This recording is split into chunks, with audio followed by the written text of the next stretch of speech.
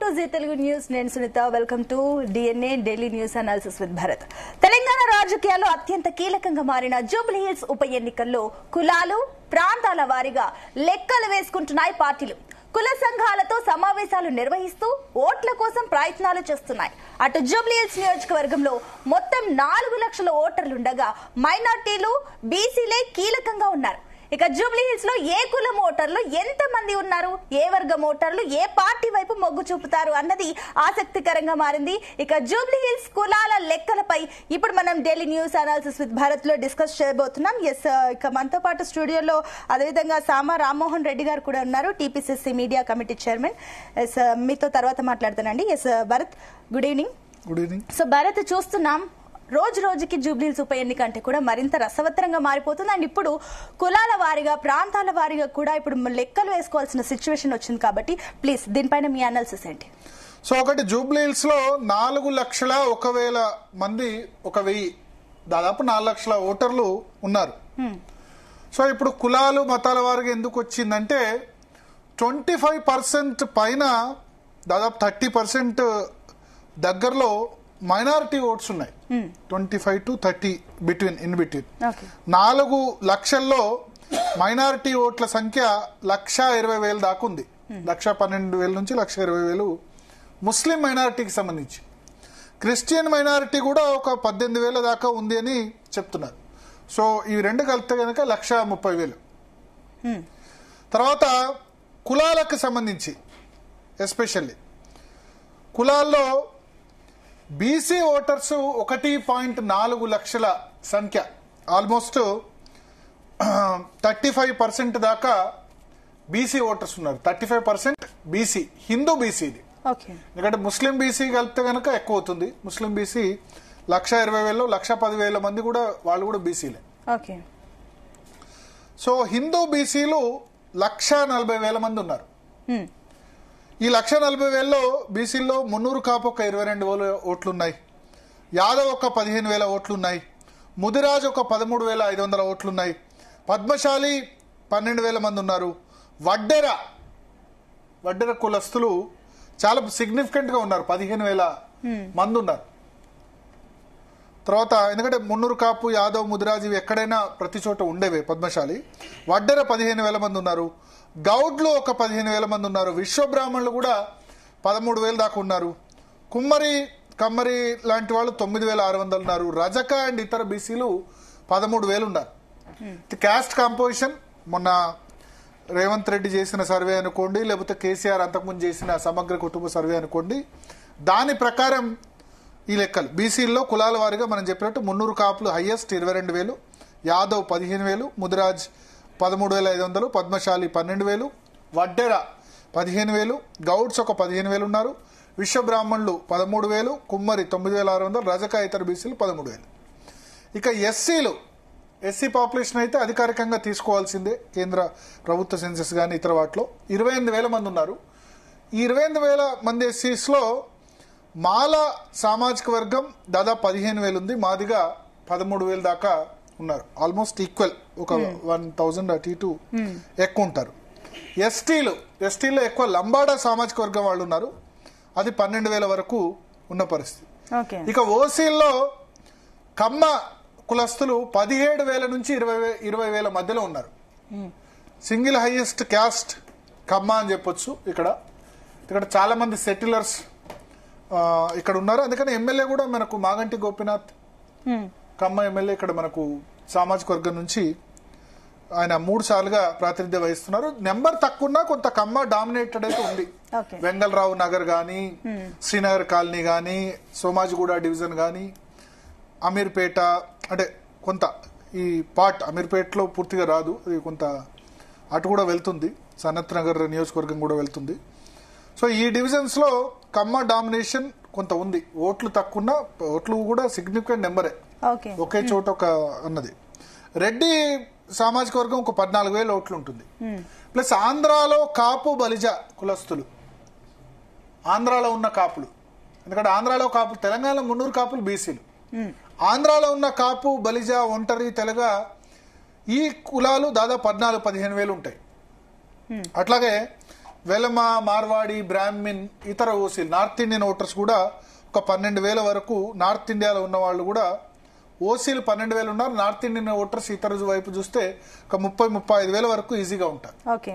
So Jubilee hills పేరుకే మనకేమంటారు, మైసూర్ బోండాలో మైసూర్ ఉండదు అన్నట్టు జూబ్లీ హిల్స్ పేరుకే రిచ్. అందరు జూబ్లీ హిల్స్ అనుకుంటే వేరే జూబ్లీ హిల్స్ కాన్స్టిట్యున్సీ అంటే జూబ్లీ హిల్స్ లో జూబ్లీ హిల్స్ ఉండదు.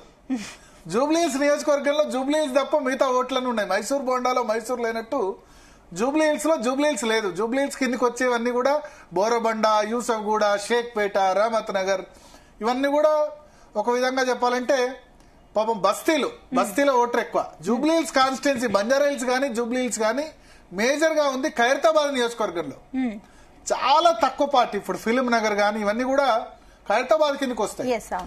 ప్లస్ ఇంకో మేజర్ థింగ్, సినీ కార్మికులు ఉంటారు ఇక్కడ. కృష్ణానగర్ లో సినిమా కార్మికులు, సినిమా నటుల కంటే ఎక్కువ నటులంతా కూడా మణికొండ, ఫిలిం నగర్, లేకపోతే జూబ్లీ హిల్స్, బంజారా హిల్స్ నటులు ఉంటే కార్మికులు ఉండేది కృష్ణానగర్, యూసఫ్గూడ. మీకు అందుకని రేవంత్ రెడ్డి మొన్న సమ్మె చేసినప్పుడు ఆయన ఇంటర్ఫియర్ అయ్యి అక్కడ ఆ సమ్మె విరమణకు కృషి చేశారు. సినీ నిర్మాతలను ఒప్పించి కృషి చేశారు. ఫస్ట్ ర్యాలీ కూడా అక్కడనే రేవంత్ రెడ్డి తీశారు. సో ఈ సినీ కార్మికులు ఎక్కువ సంఖ్యలో ఉంటారు. మైనారిటీ ఓట్లు ఎక్కువ సంఖ్యలో ఉన్నాయి. బీసీలకు సంబంధించి కూడా మంచి రిప్రజెంటేషన్ ఉంది. అయితే కులాల వారీగా చూసుకుంటే ఇప్పుడు నేను చెప్పినట్టు కమ్మ కొంత డామినేషన్ ఉంది. అందుకని రేవంత్ రెడ్డి నిన్న స్పీచ్ లో ఎన్టీఆర్ విగ్రహం నేను ఎవరు అడ్డుకున్నా పెట్టిస్తా అని చెప్పారు. రెడ్డి కూడా సిగ్నిఫికెంట్ ఉంది. కాపు బల్జా సంబంధించి ఉన్నాయి. సో అంటే యాక్చువల్ గా ఇప్పుడు భరత్, ఇప్పుడు మెయిన్ జూబ్లీ హిల్స్ లో ఎవరు ఏ కులం వారు ఎక్కువగా ఇక్కడ కీ మేజర్ రోల్ ప్లే చేసే ఛాన్సెస్ ఉన్నాయి. అండ్ ఇంకొకటి బీసీ కార్డు, బీసీ నేతనే కూడా రంగంలోకి తీసుకొచ్చారు కాబట్టి ఇక్కడ కూడా బీసీలో ఎక్కువగా మేజర్ రోల్ ప్లే చేసే ఛాన్స్ ఉందా? అదే ఇక్కడ మేజర్ డామినెంట్ క్యాస్ట్ వచ్చేసి మనకి క్యాస్ట్ కంటే రిలీజియన్ వచ్చేసరి మైనారిటీ. మర్చిపోక 25,000 ఓట్లు. ఓఐసీ ఎందుకు క్యాంపెయిన్ చేస్తున్నారు ప్రతి చోటుకు వెళ్ళి? సో ఆల్మోస్ట్ 35% ముస్లిం ఓటు కదా. సో మోస్ట్ సిగ్నిఫికెంట్ ప్లేయర్ అంటే కమ్మ కాదు, రెడ్డి కాదు, కాపు కాదు, బీసీ కాదు, మైనారిటీ.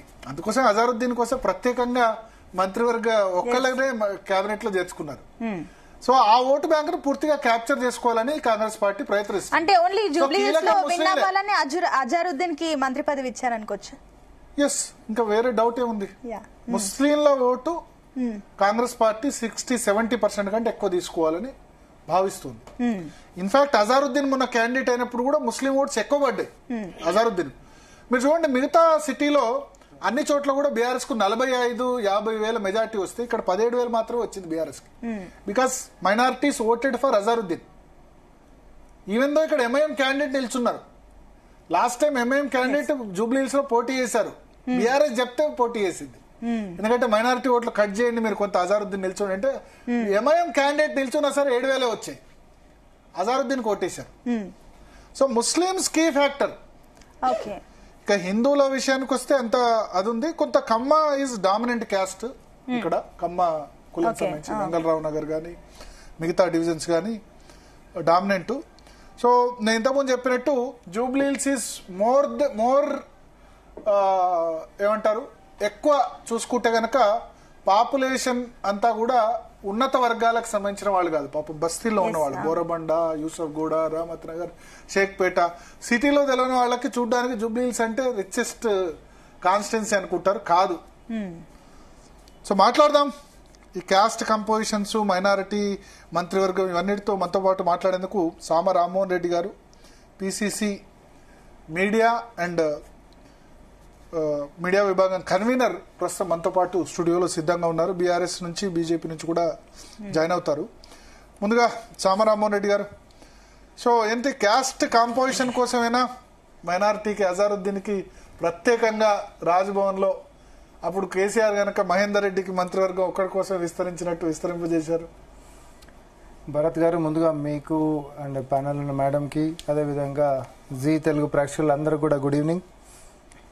ఎవరు ఎన్ని అనాలిసిస్లు చెప్పినా, ఎవరు ఎన్ని సర్వేలు చేసినా, ఒక బేసిక్ ఫండమెంటల్ రాజకీయంలో ఒక ఓటర్ ఏం చూస్తాడు అని అంటే గతంలో ఉంటున్నటువంటి దానికంటే ఇప్పుడు పాలన బెహతర్ ఉందా లేదా అనేటటువంటిది మాత్రం కంపేర్ చేసుకుంటాడు. సో 2023 ఎన్నికలకి ఇట మనం లెక్కలకు తీసుకుంటే మీరు ఇందాక చెప్పినటువంటి 7 డివిజన్లలో కూడా కాంగ్రెస్ పార్టీ ఈ ఓట్ స్వింగ్ గిట్ట 2018 ఎన్నికలకి 2023 ఎన్నికల గిట్ట తీసుకుంటే ఆడ 3 పార్టీలు కూడా అంటే బీఆర్ఎస్ పార్టీ ఓటింగ్ శాతం 2018లో ఎంతైతే వచ్చిందో అంతకంటే తగ్గింది. ఎంఐఎంది కూడా అంతకంటే తగ్గింది, బీజేపీది కూడా అంతకంటే తగ్గింది. కానీ కాంగ్రెస్ది అప్పుడు పెరిగింది 2023లో. మేము ఓడిపోయినప్పటికీ కూడా మా యొక్క స్వింగ్ ఓట్ స్వింగ్ అనేటటువంటిది మాది పెరిగింది. ఎప్పుడైనా ఒక సాధారణ సగటు మనిషి మార్పు కావాలని చెప్పి ఓటేసినప్పుడు అక్కడ ఫలితం రాకపోయినా రాష్ట్రం మొత్తం కూడా ఒక ట్రెండ్ నడిచింది, మేము వచ్చేసాం అధికారంలోకి.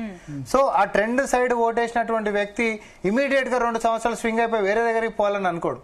ఎక్కడైతే ఆయన ఓటేసినటువంటి దగ్గర ఆయన అనుకున్నటువంటి రిజల్ట్ రాలేదో ఈసారి ఆ రిజల్ట్ రావాలని ఖచ్చితంగా ఓటేస్తాడు.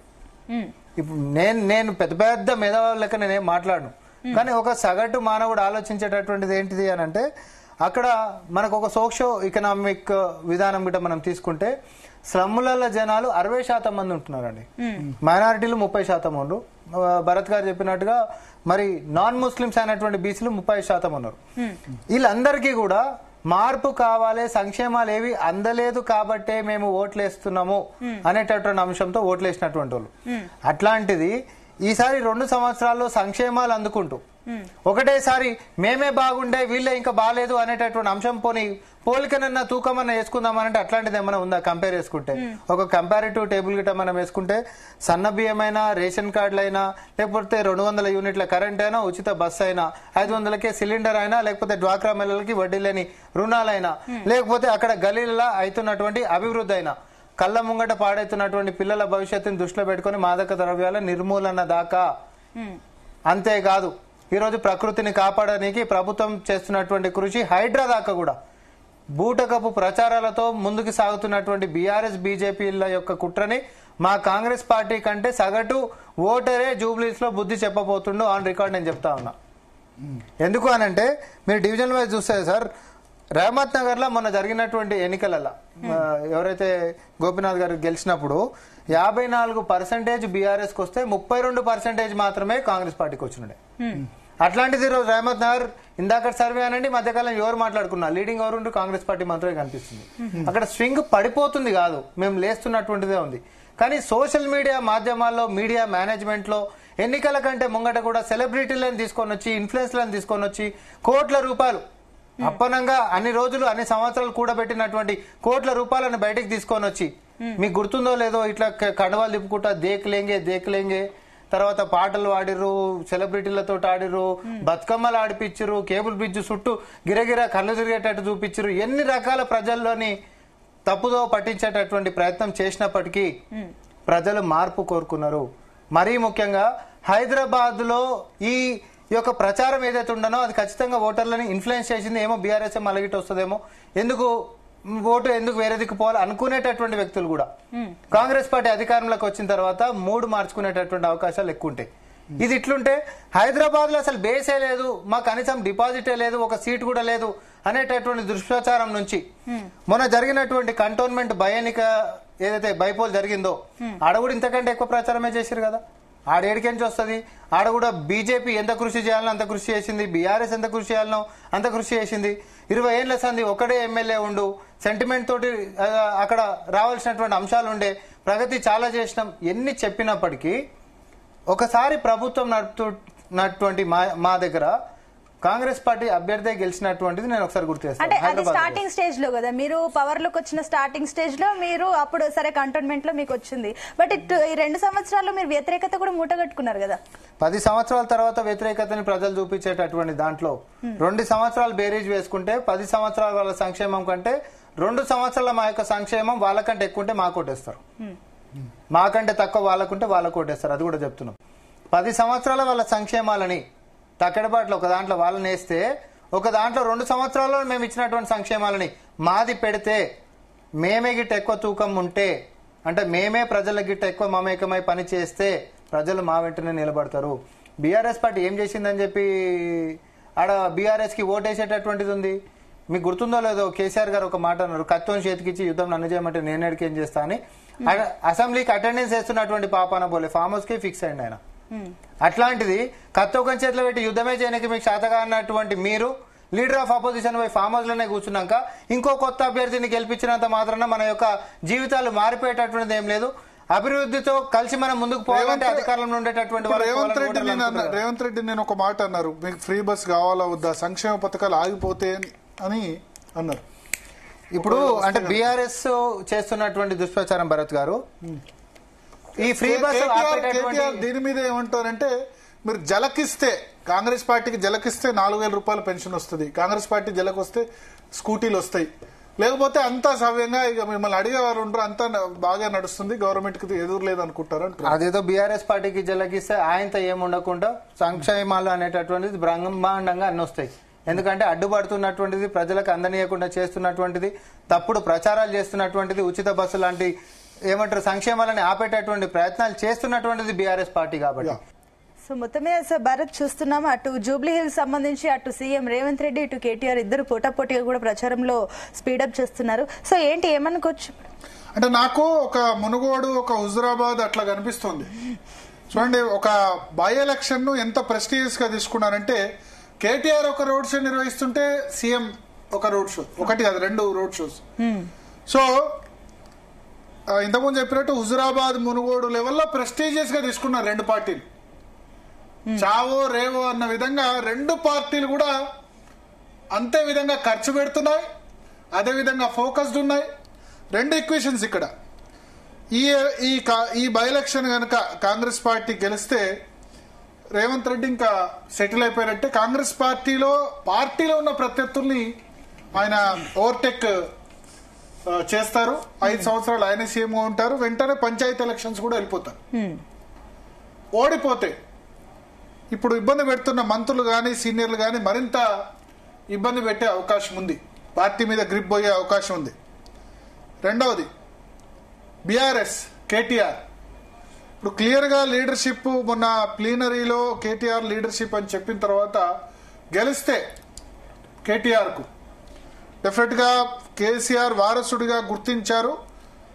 ఇంత కష్ట పరిస్థితిలో కూడా, ఎందుకంటే మన పార్లమెంట్ లో 0 సీట్లు వచ్చి 17% ఓట్లు వచ్చి ఈ సమయంలో మళ్లీ పార్టీని లిఫ్ట్ చేశాడు ఒంటి చేత్తో అనే విధంగా. ఎందుకంటే కవిత బయటకు వెళ్ళింది, సరే హరీష్ రావు కూడా కేటీఆర్ నాయకత్వాన్ని యాక్సెప్ట్ చేశారు. ఆయన వాళ్ళ ఫాదర్ చనిపోయినారు కాబట్టి ఎన్నికల్లో కొంచెం దూరంగా ఉండాలి, బహుశా లాస్ట్ లో ఒక రోడ్ షో చేస్తారేమో.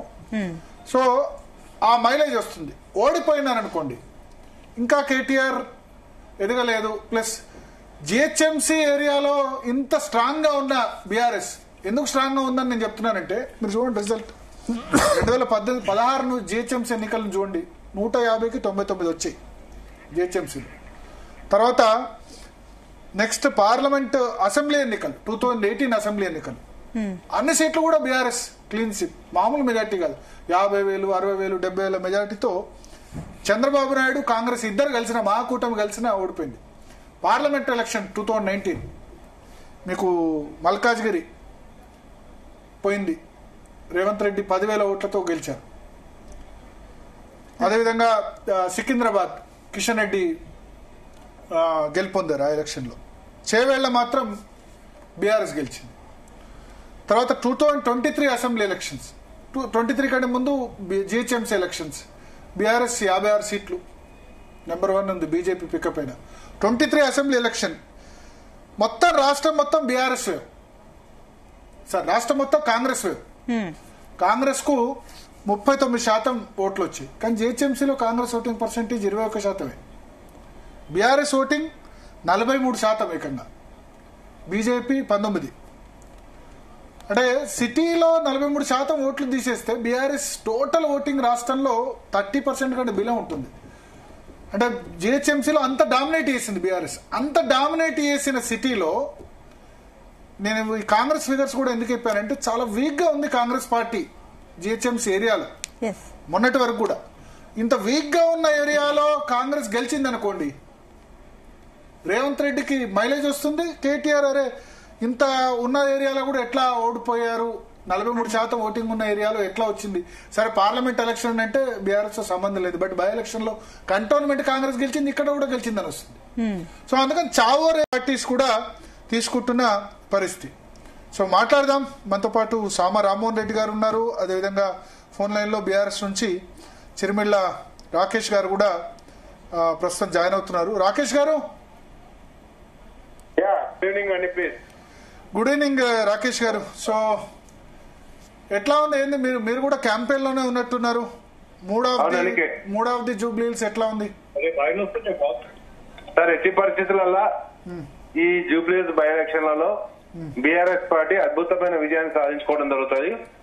గతంలో ఏదైతే మాగంటి గోపి గారు దాదాపుగా 15,000 మెజార్టీతో గెలవడం జరిగింది, కానీ ఈసారి మేము 30,000 మెజార్టీ తోటి మాగంటి సునీత గారు విజయం సాధిస్తారని సంపూర్ణ విశ్వాసం ఉంది. 30,000 ఎందుకంటే ఎగ్జాక్ట్లీ 30,000 మెజార్టీ అంటే 15% ఓటింగ్ డిఫరెన్స్ రావాలి. ఎందుకంటే 4 లక్షలు అంటే మాక్సిమం సిటీలో 2,20,000 అంతకంటే ఎక్కువ పోల్ కావు. మీరు అన్న 30,000 ఓట్లు అంటే 2,20,000లో మీకు బీజేపీ వ్యాలిడ్ ఓట్లు 1,80,000 అంటే ఈసారి కొంచెం బై ఎలక్షన్ కదా, ఎక్కువ పోలేందుకు అవకాశం. 15% డిఫరెన్స్ ఉండాలి రాకేష్ గారు. డెఫినెట్ గా ఉంటుంది, తప్పకుండా. ఎందుకుంటది అంటే మీ ఉపోద్ఘాతంలో చెప్పడం జరిగింది ఏంటి, ముస్లిం మైనార్టీస్ ఎటుంటారు, బీసీ వర్గాలు ఎటుంటాయి అని చెప్పేసి. ఒకటి, ఈ రోజు బీసీలను 42% మంది సంపూర్ణంగా వంచినటువంటి పార్టీ కాంగ్రెస్ పార్టీ.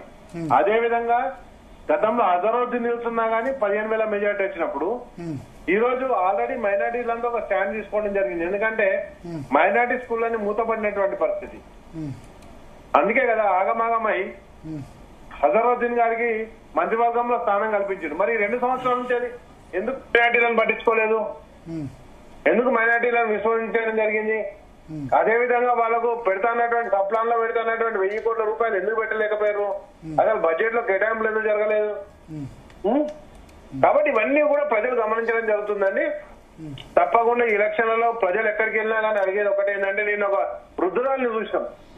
గతంలో తెలంగాణ ఉద్యమంలో పనిగిరి మల్లయ్య ఎట్లయితే చంద్రబాబు నాయుడు ప్రశ్నించిండో అదే విధంగా నిన్న జూపల్లి కృష్ణారావుని ఒక వృద్ధురాలు ప్రశ్నించింది.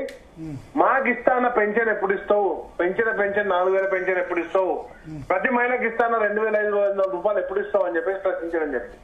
కాబట్టి ప్రజలందరూ కూడా చైతన్యవంతమైన తప్పకుండా కాంగ్రెస్ పార్టీకి.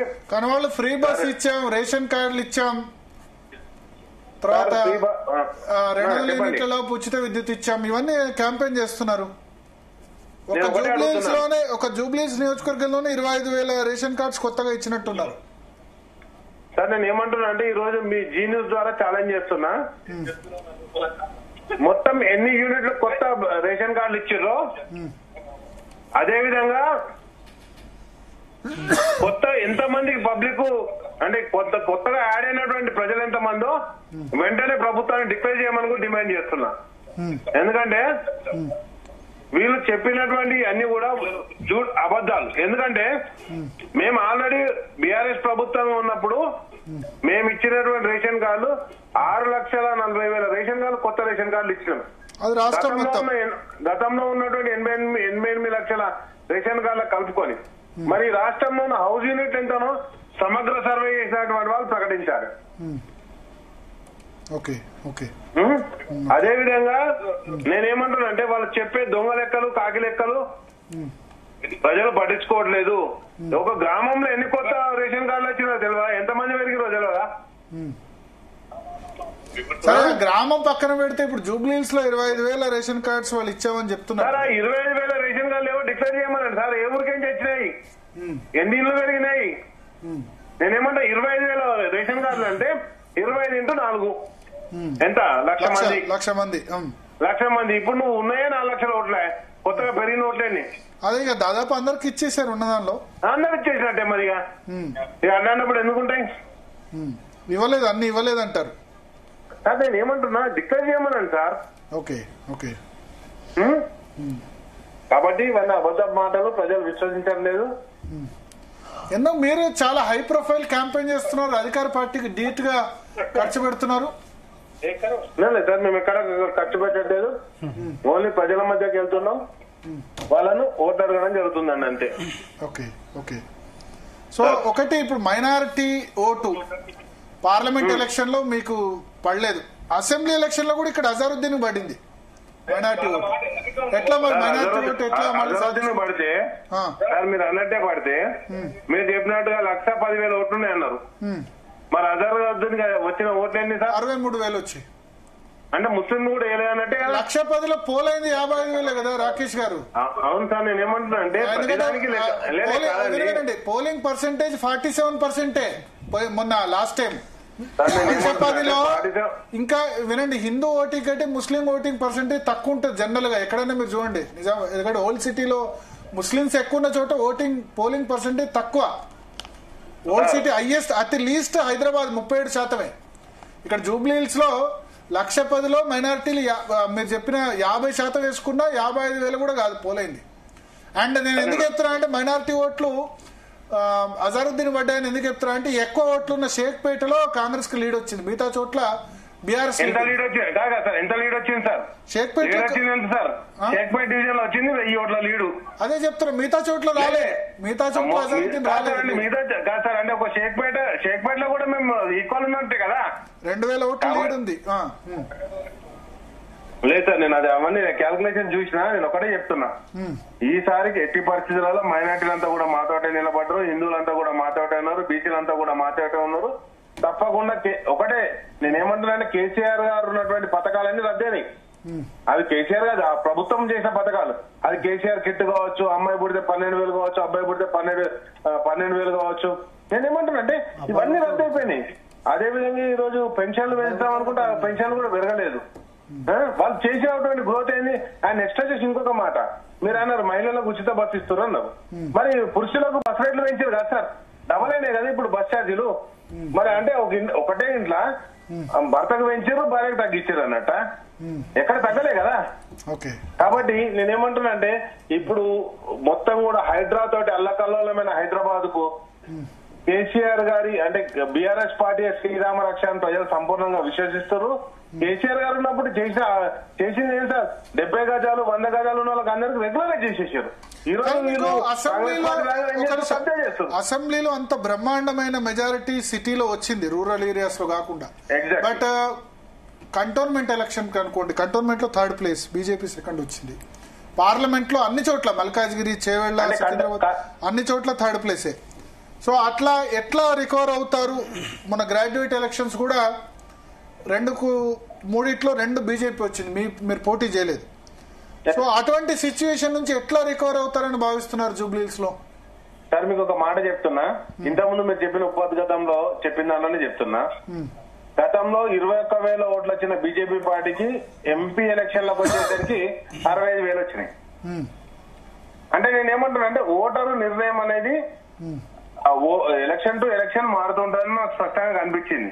ఇప్పుడు ఇక్కడికి వచ్చేసరికి రాష్ట్రానికి వచ్చేసరికి బీఆర్ఎస్ పార్టీ రక్ష అని ఈరోజు ప్రజలందరూ కూడా నాట్ ఓన్లీ హైదరాబాద్, తెలంగాణ మొత్తం కూడా భావిస్తుంది. ఎందుకంటే మొన్న యూరియా కష్టాలు చూసినాం సార్, నా వడ్లు కొట్టుకపోయినాయి. ఎందుకు కొట్టుకపోయినాయి సార్? బస్సాలు యొక్క గోడ సంచులు ఏదో కొట్టుకపోయినాయి వానలో. నిజంగా గోడ సంచులు ఉన్నాయంటే దాన్ని ఎత్తి పెట్టుకుంటారు కదా రైతులు. ఓకే ఓకే, ఒకసారి రామ్మోహన్ రెడ్డి గారిని అడుగుదాం. రామ్మోహన్ రెడ్డి గారు, మెయిన్ ఇప్పుడు మనం ఇంతవరకు రేవంత్ రెడ్డి స్పీచ్ విన్నాం, కేటీఆర్ స్పీచ్ విన్నాం. ఒకటి వెల్ఫేర్ స్కీమ్స్ గురించి చర్చ జరుగుతుంది. సిటీలో వాళ్ళు మేజర్ గా రేజ్ చేస్తుంది ఒకటి, ఫ్రీ బస్సు ఆడవాళ్ళకి ఇచ్చారు, మొగాళ్ళ చేతుల నుంచి లాగేసుకున్నారు. రేషన్ కార్డ్స్ మీద ఉత్తుత్తి ప్రచారం, మేము కూడా రేషన్ కార్డ్స్ ఇచ్చామని చెప్తున్నారు. ప్లస్ సిటీలో ఫ్రీ వాటర్ తీసేశారు మీరు వచ్చిన తర్వాత అంటున్నారు. సార్ ఇప్పుడు ఒకటే విషయం, ముఖ్యమంత్రి రేవంత్ రెడ్డి గారి ప్రసంగం మనం చూసినాం, అండ్ కేటీఆర్ గారిది కూడా మనం చూసినాం. చాలా స్పష్టంగా మనకు అనిపిస్తుంది ఏంటిది అని అంటే, కేటీఆర్ గారు ఓన్లీ సెంటిమెంట్ నమ్ముకున్నాడు, రేవంత్ రెడ్డి గారు డెవలప్మెంట్ నమ్ముకున్నాడు. సో సెంటిమెంట్ వర్సెస్ డెవలప్మెంట్ అనేటటువంటి యుద్ధం ఈ రోజు జూబ్లీహిల్స్ ఉప ఎన్నికలో జరుగుతా ఉంది చాలా స్పష్టంగా.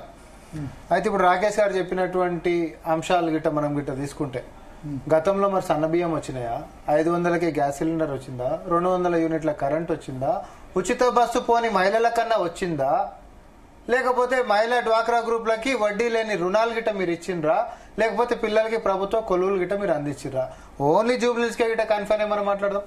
చలో సంక్షేమం చాలా కాన్ఫిడెంట్ గా నేను చాలా ఫ్రీ వాటర్ కూడా వస్తుంది చాలా తప్పది. మీరు గ్రౌండ్ రిపోర్ట్ తీసుకోవాలి, కెమెరా పట్టుకోవాలి. ఇది అదే ఇప్పుడు నేను అదే అంటున్నా కదా, ప్రభుత్వం రాగానే 100 రోజులలో కూలిపోతుంది, ఇది నిలబడదు, పార్లమెంట్ దాకా కూడా ఉండనే ఉండదు అని చెప్పి మాట్లాడినారు. తర్వాత ఏమైంది? పార్లమెంట్ ఎన్నికలలో కూడా ఇందాకనే పాపం కేటీఆర్ గారు చాలా ఉత్సాహంగా మాట్లాడిండు. నేను కార్లో వస్తుండే టీవీలో కాదు ఫోన్ లో చూసిన, నేను ఒక ఆయన చెప్తుండు సర్వేలలో బ్రహ్మాండంగా మనం గెలుస్తున్నాము, డిపాజిట్లు దాన్ని పోతాయంట అని. అంటే వెనకటికి ఈ పెద్ద మనిషి సర్వే ఇస్తే 12 ఎంపీ సీట్లు బీఆర్ఎస్ పార్టీ గెలుస్తుందని చెప్పారు. మరి ఆ సంబరాలలోనే ముంగడికి సాగినటువంటి కేటీఆర్ గారు పార్లమెంట్ లో బీఆర్ఎస్ పార్టీ 12 సీట్లు గెలవబోతుందంటే ఆ సంబరాలనే ముందుకు సాగినటువంటి కేటీఆర్ గారు వెనక్కి మళ్ళీ చూస్తే గుండు సున్నా ఇచ్చిండు. ప్రజలు ఏమి ఇచ్చిండ్రు? సర్వేలో 12 ఇస్తే ప్రజలు మాత్రం గుండు సున్నా ఇచ్చిండ్రు. సేమ్ ప్రోగ్రెస్ రిపోర్ట్ ఈసారి జూబ్లీ ఉప ఎన్నికల్లో కూడా రిపీట్ కాబోతుంది. దీంట్లో ఎట్లాంటి అనుమానం లేదు. మేమనేది ఒకటి సార్, కమిట్మెంట్ ఉన్నప్పుడు, మాట ఇచ్చినప్పుడు, పారదర్శకమైనటువంటి పరిపాలన మేము అందిస్తున్నప్పుడు మేము ఇదే ఓపెన్ ఛాలెంజ్ ఇస్తున్నాం. ఇది అదే డివిజన్ లో నువ్వు మాట్లాడినావు. మేము రోడ్ షో చేసినాం, ఆయన స్టేజ్ షో చేసిండు. ఆయన ఆల్రెడీ తంబాలు వేసుకున్నాడు, దానికి పెద్ద పెద్ద ఫ్లడ్ లైట్లు కట్టుకున్నాడు, డిజిటల్ డిస్ప్లే బోర్డులు పెట్టుకున్నాడు, ఎల్ఈడి స్క్రీన్లు పెట్టిండు. అట్లా ఇట్లా మెరవాలి, నా పార్టీ బతికే ఉందని చెప్పుకోవాలని చెప్పి ఎన్ని లైట్లు వేయాలనో అన్ని లైట్లు వేసి దాన్ని బతికించేటటువంటి ప్రయత్నాలు చేస్తుండ్రు. కానీ ప్రజల్ని నమ్ముకొని బండి మీద నిలబడి ప్రసంగం చేసినటువంటి ముఖ్యమంత్రి గారికి 10 ఏళ్లు అధికారం నుండి అపరంగా సంపాదించి దోచుకున్నటువంటి దొమ్ము పైసలు అంటే ఎట్లా ఖర్చు చేయాలన్నది తెలియకుండా విచ్చలవిడిగా డబ్బునే నమ్ముకున్నటువంటి బీఆర్ఎస్ పార్టీకి చాలా స్పష్టత ఉంది. అక్కడ నిలబడి మాట్లాడుతున్నటువంటి మైనార్టీ సోదరులను అడిగినా చెప్తారు, కాంగ్రెస్ పార్టీ ఇచ్చినటువంటి 4% రిజర్వేషన్లతోటే మరి ఈరోజు వాళ్ళ బిడ్డలు మరి డాక్టర్లైనా, లేకపోతే ప్రభుత్వ ఉద్యోగులైనా, లేకపోతే ప్రభుత్వానికి సంబంధించినటువంటి అన్ని అంశాల్లో కూడా ప్రయోజకులు అవుతున్నటువంటి దానికి నాంది పలికింది కాంగ్రెస్ పార్టీ అనేటటువంటిది. 60% స్లమ్లలో ఉంటున్నటువంటి పేద ప్రజలకి ఉంటున్నటువంటి గూడు దగ్గర నుంచి మొదలు పెట్టుకుంటే తినేటటువంటి సన్న బియ్యం దాకా కూడా కాంగ్రెస్ పార్టీకి ఒక చరిత్ర ఉంది. అటు సంక్షేమంలోనైనా ఇటు ప్రగతిలోనైనా బీఆర్ఎస్ పార్టీకి 10 ఏళ్లలో మీరేమైనా చేసిండ్రా? మీరు అది చెప్పండి. హైడ్రా తోటంట మేము అన్ని ఇళ్లు కూలగొట్టినామంట. జూబ్లీస్ ఎన్ని ఇళ్లు కూలగొట్టినామో లెక్క చెప్పాలి రాకేష్ గారు. ఎన్ని ఇళ్లు కూలగొట్టినామో ఏం చేసామో నువ్వు లెక్క చెప్పాలి. పార్షాలిటీ చూపించారంట కదా హైడ్రా దగ్గర. ఏమండి పార్షాలిటీ చూపించారంట కదా, కొందరికి కూల్చలేదు, కొందరికి మాత్రమే కూల్చారు. నేను ఇట్లా వీళ్ళు మాట్లాడతారు కాబట్టి ముఖ్యమంత్రి గారు అసలు మొదలు పెట్టిందే పెద్దోళ్ళది కూలగొట్టడం తోటి. ఎన్కన్వెన్షన్ పేద అయినదా బాగా ఉన్నాయినదా? ఎన్కన్వెన్షన్ ఎవరిదండి? మీకు తెలుసు, నాకు తెలుసు. తర్వాత పల్లం రాజు గారు అని అంటే మా సిడబ్ల్యూసీ మెంబర్, ఢిల్లీలో పెద్ద నాయకుడు ఆయన. అట్లాంటి నాయకుడిది కూడా ఎట్టి పరిస్థితుల్లో వదిలేదని చెప్పి సొంత పార్టీ ఉన్నత స్థాయిలో ఉంటున్నటువంటి నేతల్ని కూడా వదిలిపెట్టకుండా కూల్చినము. హైడ్రా కమిషనర్ గారు దీని మీద పదే మీడియాలో అడ్రస్ కూడా చేసిండు. పలానా ఎందుకు కూల్చాలంటే పలానా కోర్టు కాపీ ఆర్డర్ తెచ్చుకుండ్రు, దాని మీద మేము కొట్లాడుతున్నాము, అది వెకేట్ చేయాలని చెప్పి కొట్లాడుతున్నాము. అది కొట్లాడినాక మనం కూలగొట్టాలి. కోర్టు ఆగమని అన్న తర్వాత సపోర్ట్ చేస్తారు, వాళ్ళు కూడా మిమ్మల్ని అప్రిషియేట్ చేస్తారు. బీజేపీ ఒప్పుకుంది, సార్ మేడం కి చూపిద్దాం. హైడ్రా గురించి నేను ఒక క్వశ్చన్ అడుగుతా. హైడ్రాకి సంబంధించి ఒక middle class, upper middle class లో ప్రతి వాళ్ళది కూలగొట్టకపోవచ్చు, కానీ దానివల్ల రియల్ ఎస్టేట్ అన్నది ఆగిపోయింది. హైదరాబాద్ లో రియల్ ఎస్టేట్ మీద చాలా మంది ఆధారపడి ఉన్నారు. ఇంతకుముందు రియల్ ఎస్టేట్ వాళ్ళు అని అనేవాళ్ళు, కానీ రియల్ ఎస్టేట్ లో ఎంప్లాయ్మెంట్ చాలా జనరేట్ అయింది. అది స్లో కావడం వల్ల నాట్ ఓన్లీ బిల్డర్, ఎందుకంటే ప్రతి ఒక్కళ్ళు ఇన్వెస్ట్ చేస్తున్నారు. ఇవాళ తెలంగాణలో ఇంతకుముందు ఈ కల్చర్ లేదు ఇన్వెస్ట్ చేసేది. ఫ్లాట్లు ఇది రాష్ట్రం అంతా కూడా స్లో డౌన్ అయింది. సరే, దానికి ఎన్నికలు 2 సార్లు పార్లమెంటు, అసెంబ్లీ ఎన్నికలు వచ్చినప్పుడు కూడా తగ్గుతుంది.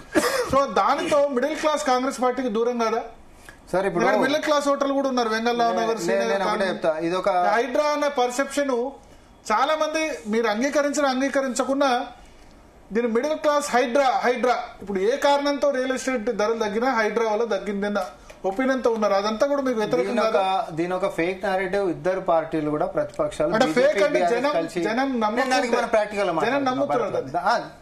నమ్మించడమే కదా వాళ్ళకు ఉంటున్నటువంటి పని. ఒక అబద్ధాన్ని పదే రుద్ది నమ్మించడమే కదా వాళ్ళు చేసేటటువంటి పని. దట్ ఈస్ వాట్ మేము అదే చెప్తా ఉన్నాం. ఏదైతే హైకోర్టులో ఒకప్పుడు ఆపడానికి చేసినటువంటి ప్రయత్నాలు, తర్వాత అదే హైకోర్టు నుంచి ముఖ్యమంత్రి గారికి తర్వాత ఈ ప్రభుత్వానికి ప్రశంసలు వచ్చినటువంటి సంగతి నేను ఒకసారి మళ్ళీ గుర్తు చేస్తా ఉన్నా. నేను ఫర్ అన్ ఎగ్జాంపుల్ ఇప్పుడు మీరు ఒక చెరువుని కబ్జా చేసినటువంటి వాడు ఫస్ట్ ఒక పేదోళ్ళని ముంగటేస్తాడు. పేదోళ్ళని ముంగటేసేసి ఆ సర్వే నంబర్ మీద ఏదో ఒక fake survey number, a betting survey number అంటాం మనం దాన్ని, ఒక బై నంబర్ వేసేసేసి దాని మీద ఒక కరెంటు మీటర్ ఇన్ఫ్లుయెన్స్ తోటి, అధికారంలో ఉన్నప్పుడు ఇన్ఫ్లుయెన్స్ తోటి ఒక మీటర్ తీసుకొని కబ్జాలు ఉన్నట్టు చూపించి తర్వాత దాని అనుమతుల కోసం పోయి తర్వాత చెరువుని కబ్జా చేసి కట్టేటప్పుడు ఆ పేదోళ్ళని పక్కకు జరిపి ఉన్నతమైనటువంటి బిల్డింగులు కొట్టేసేటటువంటిది ఎక్కడైనా కబ్జాదారులు చేసేటటువంటి స్టైల్ ఆఫ్ ఫంక్షనింగ్. ఎప్పుడైనా ఒక రాజకీయ నాయకుడు కొట్టేయాలి ఇట్లాంటి కబ్జాలని ప్రోత్సహిస్తాడండి. కూలగొట్టాలి అని అనుకుంటున్నానంటే ప్రకృతిని కాపాడనికే, తద్వారా పేదోళ్ళని కాపాడనికే, మరీ ముఖ్యంగా మధ్య తరగతి కుటుంబాలు మోసపోవద్దు. చెరువులు ఉన్నట్టు ఈ రోజు కాకపోతే రేపైనా కూడా నీకైతే నష్టమే కదా. రేపొద్దు వర్షం పడ్డది, రేపొద్దు నీ ఇళ్లలోకి వచ్చి కాలనీలు మొత్తం మునుగుతున్నాయి, ఎన్ని ఘటనలు లేవు. ఇప్పుడు నగరంలో మేము దాని మీద చలో అట్లా కూడా మనం మాట్లాడుకుందాం. సపోజ్ ఒక 10 పైసలు గిట్ట గతంలో కబ్జాలైనాయి అని అనుకుందాం. గతంలో 10 పైసలు కబ్జాలైనాయి కాబట్టి నేను 90 పైసలు కూడా నేను కొట్టేసేస్తా అని చెప్పి ఈ 10 సంవత్సరాల్లో ప్రకృతిని మొత్తం విఘాతం చేసేటటువంటి కార్యాచరణకి బీఆర్ఎస్ పార్టీ పూనుకుందా లేదా? దీన్ని పవర్ పాయింట్ ప్రెజెంటేషన్ మా డిప్యూటీ చీఫ్ మినిస్టర్ బట్టి విక్రమార్క గారు సచివాలయం నుంచి మరి మేము ఇచ్చినాము. సార్ మేడం ఇప్పుడు మేము ఒక్క నిమిషం, రాకేష్ గారు ఉన్నారు కదా, ఒకసారి రాకేష్ గారు ఏం చెప్తారు? మీ హయాంలోనే మొత్తం వాళ్ళు 10 పైసలు చేస్తే మీరు 90% చేశారు కబ్జాలు అని చెప్పేసి అంటున్నారు. ఒక చిన్న ఉదాహరణ ఇదే కన్వెన్షన్ దగ్గరికి జేసీబీ పోయి నాగంపాం పడిగిప్పిన టిప్పి మళ్ళీ ఎందుకు తోక ముడిచి వచ్చింది ఆయన చెప్తారు. ఒక్క నిమిషం రాకేష్ గారు. మేడం నేను ఏమంటున్నా అంటే నిజంగానే మేము కబ్జా చేసిందా మరి కూలగొట్టేమనండి, మేము వద్దంటున్నామా? We are open challenging. ఏమైనా డిక్లేర్ చేయమని చెప్పండి ఒకటే. అండ్ నెక్స్ట్ వచ్చేసి బీజేపీ పార్టీని దగ్గరుండి గెలిపించినటువంటి ముఖ్యమంత్రి గారు ఉన్నారు మనకు. ఎందుకంటే కొడంగల్లో రేవంత్ రెడ్డి గారి కాన్ఫరెన్స్ లో, సొంత కాన్ఫరెన్స్ లోనే మైనస్ ఓట్లు ఇచ్చేసి ఆయనకు వచ్చిన మెజార్టీ నుంచి తగ్గించేసుకొని డికేఆర్ నగర్ బీజేపీ ఎంపీ గెలిచారు. ఆయన ఇంతకుముందు ప్రాతినిధ్యం వహించిన మల్కాజ్గిరిలో కూడా బీజేపీనే గెలిపించారు. కాబట్టి నేనేమంటాను, ఇట్లాంటి ఆరోపణలు చేసుకుంటూ పోవచ్చు. ఇవి కాదు నేను చేయాల్సింది. కన్స్ట్రక్టివ్ వేలో మీరు ఇచ్చినటువంటి మేనిఫెస్టోలో ఏదన్నా జరిగిందా, నిర్మాణాత్మకంగా ఏదైనా జరిగిందా? ఈ రోజు ఎందుకు ఇప్పటివరకు బీసీ ఫీజు రియంబర్స్మెంట్ ఇవ్వట్లేదు? పాతే అంటారు. మీరు 2 సంవత్సరాల నుంచి ఉన్న అవన్నీ BC fee reimbursement, minorities, ST ఏవైతే రియంబర్స్మెంట్ ఉన్నాయో అవన్నీ ఇవ్వండి. కాబట్టి నేనేమంటానంటే ఇవన్నీ జూటా మాటలు చెప్పేసి ఏదో నిన్ను వచ్చి బెదిరిస్తారా ప్రజలు నచ్చుకొని? ఒకవేళ బీఆర్ఎస్ పార్టీ గెలిస్తే సీఎం ఎవరు? రేవంత్ రెడ్డి. మేము గెలిచినా కానీ సీఎం రేవంత్ రెడ్డి కదా. మీ సన్న బియ్యం పోతాయి, మీ ఉచిత బస్సు పోతుంది. అంత భయం ఎందుకు? అంటే మేము ఒక్క ఎమ్మెల్యే సీట్కి వెళ్తే అవన్నీ పోతాయా? అంటే అంత భయం ఎందుకున్నాడు సీఎం గారు? కాబట్టి నేనేమంటానంటే కంప్లీట్ గా ఒక భయానకమైనటువంటి సిచ్యువేషన్ ఉన్నాడు. ఆ చైర్ ఉంటుందా పోతుందా అని ఆయన తెలియకుండా అజరుద్దీన్ మంత్రి అయిండు. ఎందుకంటే పిసిసి అధ్యక్షుడే చెప్పిండు అజరుద్దీన్ మంత్రి అవుతున్నా అంటే ఏమో నాకు ఇన్ఫర్మేషన్ లేదన్నాడు. వాళ్ళకి ఎవరికి ఇన్ఫర్మేషన్ లేదు, అదే విధంగా కన్ఫర్మేషన్ లేదు, అది ఏం చేస్తుండో క్లారిటీ లేదు. కాబట్టి ఒకటే కాంగ్రెస్ పార్టీ ఏంటంటే కన్ఫ్యూజన్ లోకి వెళ్తామని ట్రై చేస్తున్నారు. ప్రజలేం కన్ఫ్యూజన్ లేదు, క్లారిటీ తోటి ఉన్నారు. మొన్న యూరియా కష్టాలు చూసిరు, ఈరోజు హైడ్రా కష్టాలు చూస్తున్నారు. తప్పకుండా ప్రజలు ఒక ఖచ్చితమైన నిర్ణయానికి వచ్చారు. బీఆర్ఎస్ పార్టీని అద్భుతమైనటువంటి మెజార్టీతో గెలిపిస్తారు. ఇంకోటి గతంలో మేము గెలిచినటువంటి రాకేష్ గారు ఒక నిమిషం బీజేపీ వెర్షన్ తీసుకుందాం. మనతో పాటు ఎన్వి సుభాష్ గారు జాయిన్ అయ్యారు, Bharatiya Janata party chief spokesperson. Subhash గారు ఉన్నారు, లైన్ లో ఉన్నారా? సుభాష్ గారు కాదు, నేను వాసుదేవరావు అండి. సారీ వాసుదేవరావు గారు బీజేపీ ట్రెజరర్, రాష్ట్ర కోశాధికారి మనతో పాటు ఫోన్ లైన్ లో సిద్ధంగా ఉన్నారు. వాసుదేవరావు గారు, నేను మీరు కార్పెట్ బాంబింగ్ అంటే జూబ్లీ హిల్స్ ప్రజల మీద బాంబింగ్ చేస్తారా? పీసీఆర్ మార్చండి. వాసుదేవరావు గారు బీజేపీ ట్రెజరర్ ఫోన్ లైన్ లో సిద్ధంగా ఉన్నారు. ఓకే, అది అర్థం చేసుకునే వాళ్ళు బట్టి ఉంటుంది. పచ్చగా మాట్లాడికి లోకం అంతా పచ్చగా ఉన్నట్టుగా కార్పెట్ బాంబింగ్ అనేది ఒక విధమైన అంటే ఒక పనిని ఏదైనా మనం చేస్తే ఎక్కడ కూడా పొల్లు పోకుండా, ఎక్కడ కూడా ఒక చిన్న లీకేజ్ కూడా లేకుండా ప్రతి ఒక్క అంచుని ఇంచుని చేస్తామన్నది ఒక కార్పెట్ బాంబింగ్ అనే ఒక టెక్నిక్ అనొచ్చు, లేదంటే ఒక పద్ధతి అనొచ్చు. దాన్ని మనం అంటే ప్రతి ఒక్క ఓటర్ని కలుసుకోవాలి. ఎక్కడ ఏ ఒక్క ఓటర్ను కూడా వదలకూడదు, ప్రతి ఒక్కరిని అర్థించి ఈ యొక్క రాక్షస పాలనకి, ఈ యొక్క అవినీతి పాలనకి చరమగీతం పాడాలి అని చెప్పి జూబ్లీ హిల్స్ ద్వారా దగ్గర నుంచే కాంగ్రెస్ యొక్క పతనాన్ని మొదలు పెట్టడానికి తీసుకున్న ఎలక్షన్ క్యాంపెయిన్ లో ఉన్న ఒక విధానం అది. దానిదారుడు ఒక రాష్ట్ర ముఖ్యమంత్రి అయి ఉండి, ఒక బాధ్యతాయుతమైన పదవిలో ఉండి రేవంత్ రెడ్డి గారు పాకిస్తాన్ మన మీదకి అటాక్ చేస్తే ఏమీ చేయలేకపోయారని చెప్పి మొత్తం భారతదేశం యొక్క డిఫెన్స్ వ్యవస్థని, మిలిటరీ వ్యవస్థని, సైనికుల్ని వారందరినీ కూడా ఈరోజు అవమానపరిచి కేవలం 4 ఓట్లు దండుకోవడానికో, 4 చప్పట్లకో, 4 విజిల్స్ కొట్టించుకోవడానికో జనాల దగ్గర ఇటువంటి మాటలు మాట్లాడడం అనేది కాంగ్రెస్ నాయకులకి చెల్లింది. కాంగ్రెస్ హయాంలో ఎన్నిసార్లు మన మీద దాడి జరిగితే, బొంబాయి అటాక్ కావచ్చు, హైదరాబాద్ లో కావచ్చు, ఇవన్నీ ఎందుకు చర్చకు వస్తాయి? జూబ్లీ హిల్స్ బై ఎలక్షన్ దీనిలో ఇవన్నీ మజ్లిసు లేకపోతే ఇవన్నీ ఇష్యూస్ ఎందుకు చర్చకు వస్తున్నాయి? ఇండియా పాకిస్తాన్ ఇవన్నీ ఇష్యూస్ ఎందుకు? జూబ్లీ హిల్స్ లో ఇండియా పాకిస్తాన్ ఇవన్నీ సంబంధం ఏంది? అదే రేవంత్ రెడ్డి గారిని అదే అడుగుతున్నాను. మేము అడుగుతున్న రేవంత్ రెడ్డిని అదే అడుగుతున్నాము. మరి ఈ రోజు ప్రభుత్వం ఏర్పడి దాదాపు ఇంకొక డిసెంబర్ 7 కల్లా 2 సంవత్సరాలు పూర్తవుతుంది. ఇప్పటి వరకు కానరాని ముస్లిం సోదరులు వారి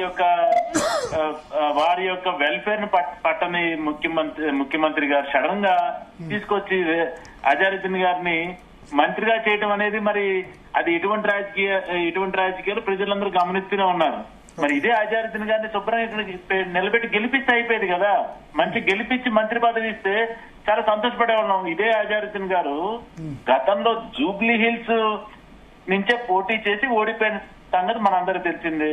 మరి నిజంగా మీకు ఆ శక్తి ఉంటే, ఆయన అంత గొప్పవాడైతే ఈ రోజు ఇది ఈ ఎన్నికల్లో డైరెక్ట్ మంత్రి పదవి ఇస్తే మీకేముంది అబ్జెక్షన్? మాకు ఎటువంటి అబ్జెక్షన్ లేదు, కానీ ఇచ్చే సమయము సందర్భం ఇది కాదు. మీరు అంటే ఇప్పుడే అజారుద్దీన్ పుట్టుకొచ్చిందా, ఇప్పుడే అజారుద్దీన్ ముస్లిం అని గుర్తుకొచ్చిందా, ఇప్పుడే అజారు గొప్పవాడని తెలిసిందా? మీరు కూడా మొన్న రాజస్థాన్ లో 20 రోజుల ముందు మంత్రివర్గ విస్తరణ చేసి 5 రోజుల ముంగట, ఎన్నికలకు 5 రోజుల ముంగట ఉప ఎన్నిక అభ్యర్థికే ఇచ్చారు వాళ్ళు. కేబినెట్ లోకి ఇచ్చింది అక్కడ. ఇక్కడ నేను స్పష్టంగా చెప్పేది ఏంటంటే, ఇదే జూబ్లీ హిల్స్ కాన్స్టిట్యున్సీ నుంచి అజారుద్దీన్ గారు గతంలో పోటీ చేశారు, వారు ఓడిపోయారు. మరి ఈ రోజున వారిని నిలబెట్టి గెలిపించుకొని మంచిగా రైట్ రాయల్ గా మీరు వారికి మంత్రి పదవి ఇస్తే చాలా సంతోషపడేవాళ్ళం కదా అంటున్నా.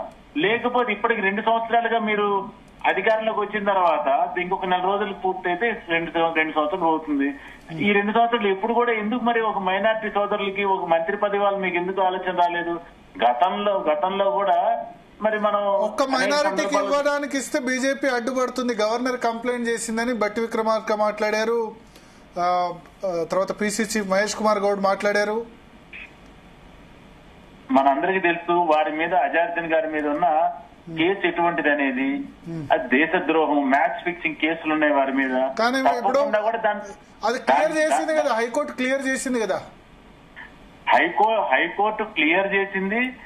ఆ విధంగానే మళ్ళా హైకోర్టు క్లియర్ చేసినా సరే వారికి అంతర్మదనంగా గానీ లేకపోతే ఈ ప్రజలందరూ కూడా వారు ఏం చేసినా తెలుసు. అటువంటి వ్యక్తి సరే మేము ఇప్పుడు టెక్నికల్ గా, లీగల్ గా రేవంత్ రెడ్డి గారు ఎవరికైనా మంత్రి పదవి ఇవ్వచ్చు. ఆయనకి ఎటువంటి మంచి ఉన్న చెడుకైనా ఇవ్వచ్చు, ఎంత క్రిమినల్ కైనా ఇవ్వచ్చు, నేను కాదనటం లేదు. కానీ ఇప్పుడే ఎందుకు వచ్చింది ఆయనకి, రేవంత్ రెడ్డి గారికి ఇప్పుడే ఎందుకు ప్రేమ పుట్టుకొచ్చింది అజారుద్దీన్ గారి మీద ప్రశ్న. అది కూడా అజారుద్దీన్ మీద ఎందుకు వచ్చింది? మరి ఇంకొక ఇద్దరిని కేబినెట్ హోదాలు ఇచ్చారు. ఒక ఆయనకేమో ఒక అది చైర్మన్ కి ఇచ్చారు, ఎవరికి మన ఎమ్మెల్యే గారు ఆయన పేరెంట్. మరి వాళ్ళెవరికి మంత్రి పదవులు ఇవ్వలేదు. వీరొక్కరికి మంత్రి పదవి ఇచ్చి, అది కూడా ఎలక్షన్ ఇంకొక 4 రోజులు 5 రోజులు ఉన్నాక మంత్రి పదవి ఇచ్చి, అక్కడ అది కూడా డెమోగ్రఫికల్ గా అక్కడ ముస్లిం సోదరులు ఎక్కువ ఉన్నారు కాబట్టి వారిని ఈ విధంగా ఇంకొకసారి మోసం చేయొచ్చు. కానీ ఎంత చేసినా ఇప్పుడు మరి బీజేపీ ఎందుకు రేస్ లో లేదు? వాసుదేవరావు గారు ఏ సర్వే చూసినా 7%, 8%, 10% లోపు చూపిస్తున్నారు. గతంలో కూడా అనేక సర్వేలు చెప్పినాయి నరేంద్ర మోదీ గారు గెలవట్లేదని. మీరు రెండోసారి 2019లో జరిగిన ఎన్నికలు మీరు ఒకసారి గమనిస్తే నరేంద్ర మోడీ మొన్న అన్ని సర్వేలు గెలుస్తాయని ఇస్తే రాలేదు, 240 సీట్సే వచ్చాయి. నేను చెప్తున్నాను, సర్వేలు కూడా ఈ రోజున అనేక రకాలుగా ప్రజల యొక్క నిర్ణయాలని, ప్రజల యొక్క ఆలోచనని మార్చే విధంగా కొన్ని సర్వేలు ఈ రోజు పనిచేస్తున్నాయి, మనందరూ తెలిసిందే. నిజంగా మీరు చెప్పిన ప్రకారం ఆ సర్వేలన్నీ కరెక్ట్ అయితే మరి అసలు ఈ సిస్టమే అక్కర్లేదు, ఎన్నికలే అక్కర్లేదు. సర్వేల ఆధారంగానే మనం వాడిని గెలిచారా ఓడారని మనం నిర్ణయం చేయొచ్చు. కాబట్టి అనేక సర్వేలు మనం చెప్పినాయి. బీఆర్ఎస్ కూడా గెలుస్తుంది, చాలా సర్వేలు చెప్పినాయి, బీఆర్ఎస్ గెలవలేదు. మరి మేము కూడా ఆ రోజు కొంతమంది భారతీయ జనతా పార్టీకి 350 సీట్లు వస్తాయన్నారు, కొంతమంది 250 వస్తాయన్నారు, కొంతమంది 300 వస్తాయన్నారు. అసలు కాంగ్రెస్ గెలుస్తుంది, కొంతమంది సర్వేలు వచ్చింది. మన సంగతి మీకు కూడా తెలుసు. మన దగ్గర ఆంధ్రప్రదేశ్ లో ఒక పెద్ద నాయకుడు, రాజకీయ మన కాంగ్రెస్ నాయకులు ఎప్పుడు కూడా పేరు తీసుకోవడం నాకు ఇష్టం లేదు. ఆయన కూడా సర్వే ఆయన జ్యోతిష్కుని చెప్తుంటారు, ఈ పార్టీకి ఇన్ని వస్తాయని చెప్పి. ఏమైంది, మొన్న ఒక స్వామీజీ కూడా ఇట్లే చెప్పారు, ఆంధ్రాలో పలానా గవర్నమెంట్ వస్తుంది, దానికి వ్యతిరేకంగా వచ్చింది. కాబట్టి సర్వేల ఆధారంగా కొన్ని సర్వేలు కావాలని ప్రజల యొక్క ఆలోచన చరణని, ధోరణిని అంటే తిప్పుకోవడం కోసం చేసింది తప్పితే ఖచ్చితంగా భారతీయ జనతా పార్టీ జూబ్లీహిల్స్ లో ఈ రోజు కాషాయ జెండాని ఎగరవేస్తుంది. ఒకసారి లైన్ లో ఉండండి వాసుదేవరావు గారు. రామమోహన్ రెడ్డి గారు, ఏంది కార్పెట్ బాంబింగ్ అంటే ఇండియా పాకిస్తాన్ ఎందుకు తీశారు రేవంత్ రెడ్డి? సరే, ఇప్పుడు ఫస్ట్ ఆఫ్ ఆల్ పోలరైజ్ చేయాలని మీ సైడ్ నుంచే నాకు అనిపిస్తుంది. మైనారిటీ ఓటు కాంగ్రెస్ వైపు పోలరైజ్ చేయాలని అన్ని ప్రయత్నాలు చేస్తున్నారు. భరత్ గారు, ముందుగా అసలు ఫస్ట్ ఈ కార్పెట్ బాంబింగ్ అనేటటువంటి టర్మ్ ని, ఆ యొక్క పదాలని ఎవరి మీద వాడతారండి? ఎవరి మీద వాడతారు? శత్రు దేశాల మీద వాడతారు. ఒక బాంబులు వేస్తున్నాము, కార్పెట్ బాంబింగ్ అనేటటువంటిది ఆ గాలిమోటర్ ఒకటేసారి వదిలిపెట్టేసేసి కార్పెట్ పడతాయి అనమాట, సైమల్టేనియస్ అన్ని బాంబులు. దాన్ని కార్పెట్ బాంబింగ్ అంటాం. అవి ఎవరి మీద వాడతాము? శత్రు దేశాల మీద వాడేటటువంటి భాషని సొంత దేశ ప్రజల మీద వాడిర్రు అనంటే ఇంతకు మించినటువంటి ఒక దుర్బుద్ధితో కూడుకున్నటువంటి రాజకీయం ఇంకోటి ఏమైనా ఉంటుందా? నిన్న ముఖ్యమంత్రి రేవంత్ రెడ్డి గారు అదే మాట్లాడుకుంటున్నారు. శత్రు దేశాలు అంటే పాకిస్తాన్ లాంటి దేశం మీద వాడాల్సినటువంటి పదాలని నా సొంత ప్రజల మీద వాడితే ఊరుకుంటూ సహించేది లేదు అనేటటువంటిది ఆయన భావన వచ్చేటటువంటిగా నిన్న చేసినటువంటి ప్రసంగంలో మనకు చాలా స్పష్టంగా కనిపించింది. ఇప్పుడు నేనేమంటున్నా అంటే, ఫస్ట్ ఆఫ్ ఆల్ నువ్వు ఆ భాష ప్రజల మీద వాడినందుకు కిషన్ రెడ్డి గారు కానీ బీజేపీ నేతలు కానీ మొత్తం కూడా ఏమడికి నేలకి ముక్కు రాసి మరి క్షమాపణ చెప్పాలి. తోక ముడిచింది ఇండియన్ ఆర్మీని కించపరిచే విధంగా మాట్లాడారని చెప్పి సో ఇందాక వాసుదేవరావు గారు ఓపెనింగ్ స్టేట్మెంట్ లో ఒక మంచి మాట అన్నాడు. పచ్చకామర్లోనికి లోకమంతా పచ్చనే కనిపిస్తుంది, మనకి వేరే లెక్క చూద్దామని కనిపించదు. కాబట్టి బీజేపీలో కూడా అర్థంలో కూడా అనర్థాలే కనిపిస్తుంటాయి. కాబట్టి వాళ్ళకి ముఖ్యమంత్రి గారు అన్నటువంటి మాటలేంది, బీజేపీ నాయకత్వపు వైఫల్యాన్ని, అన్ని సామర్థ్యాలు ఉంటున్నటువంటి మన యొక్క సైన్యాన్ని వెనకాలకి ఎందుకు రప్పించాల్సినటువంటి అవసరం ఉంది? ఆపరేషన్ సింధూర్ అప్పుడు మన సైన్యము పాకిస్తాన్ లోపలికి పోయి దాన్ని మట్టుపెట్టేటటువంటి శక్తి సామర్థ్యాలు మనకు ఉంటున్నప్పటికీ లోపలికి పోయి యుద్ధం మొదలైన తర్వాత అర్ధాంతరంగా వెనక్కి రప్పించాల్సినటువంటి అవసరం ఏమొచ్చిందని చెప్పి ముఖ్యమంత్రి రేవంత్ రెడ్డి గారు బీజేపీ నాయకత్వ వైఫల్యాన్ని ప్రశ్నించిండు. ఇంకొక విషయం నేను గుర్తు చేస్తా ఉన్నా, ఆపరేషన్ సింధూర్ స్టార్ట్ అయినప్పుడు మొత్తం భారతదేశంలో అన్ని రాష్ట్రాల్లో ఏ బీజేపీ నాయకుడు కూడా ముందుకు రాకంటే ముంగటనే తెలంగాణ నుంచి మన ముఖ్యమంత్రి రేవంత్ రెడ్డి గారు రోడ్డెక్కి ర్యాలీ తీసి మన యొక్క ఆర్మ్డ్ ఫోర్సెస్ కి సోలిడారిటీగా నిలబడి మద్దతు పలికి 4 కోట్ల మంది తెలంగాణ ప్రజలు మీ వెనకాల నిలబడ్డారు. మీరు నిర్భయంగా ముందుకు పోండి, మేమందరం మీ వెనకాల ఉన్నాం అనేటటువంటి ఒక మనోధైర్యాన్ని, ఆయనకుంటున్నటువంటి దేశభక్తిని రోడ్డు మీద నడుచుకుంటా ర్యాలీ తీసుకుంటా అదే ఆర్మ్డ్ ఫోర్సెస్ కి సంబంధించినటువంటి రిటైర్డ్ అధికారులతో చేసినటువంటి ఏదైతే ర్యాలీ ఉండనో అది సాక్ష్యం కాదా అంటున్నా. మీ ముఖాలకు ఎప్పుడు చేసిండ్రా? మీరు ఏ రోజు ఇట్లాంటి జరిగినరా? అసలు ఆర్మ్డ్ ఫోర్సెస్ మీరు ఎందుకు వెనకాలకి రప్పించారు? పుల్వామా ఘటన జరిగితే విచారణతోటి ఇప్పటి వరకు లోపడేసినటువంటి ఒక పేరు చెప్పానండి. ఎన్నికల కంటే ముంగట పుల్వామా ఘటన జరిగింది, మన సైన్యం చచ్చిపోయారు.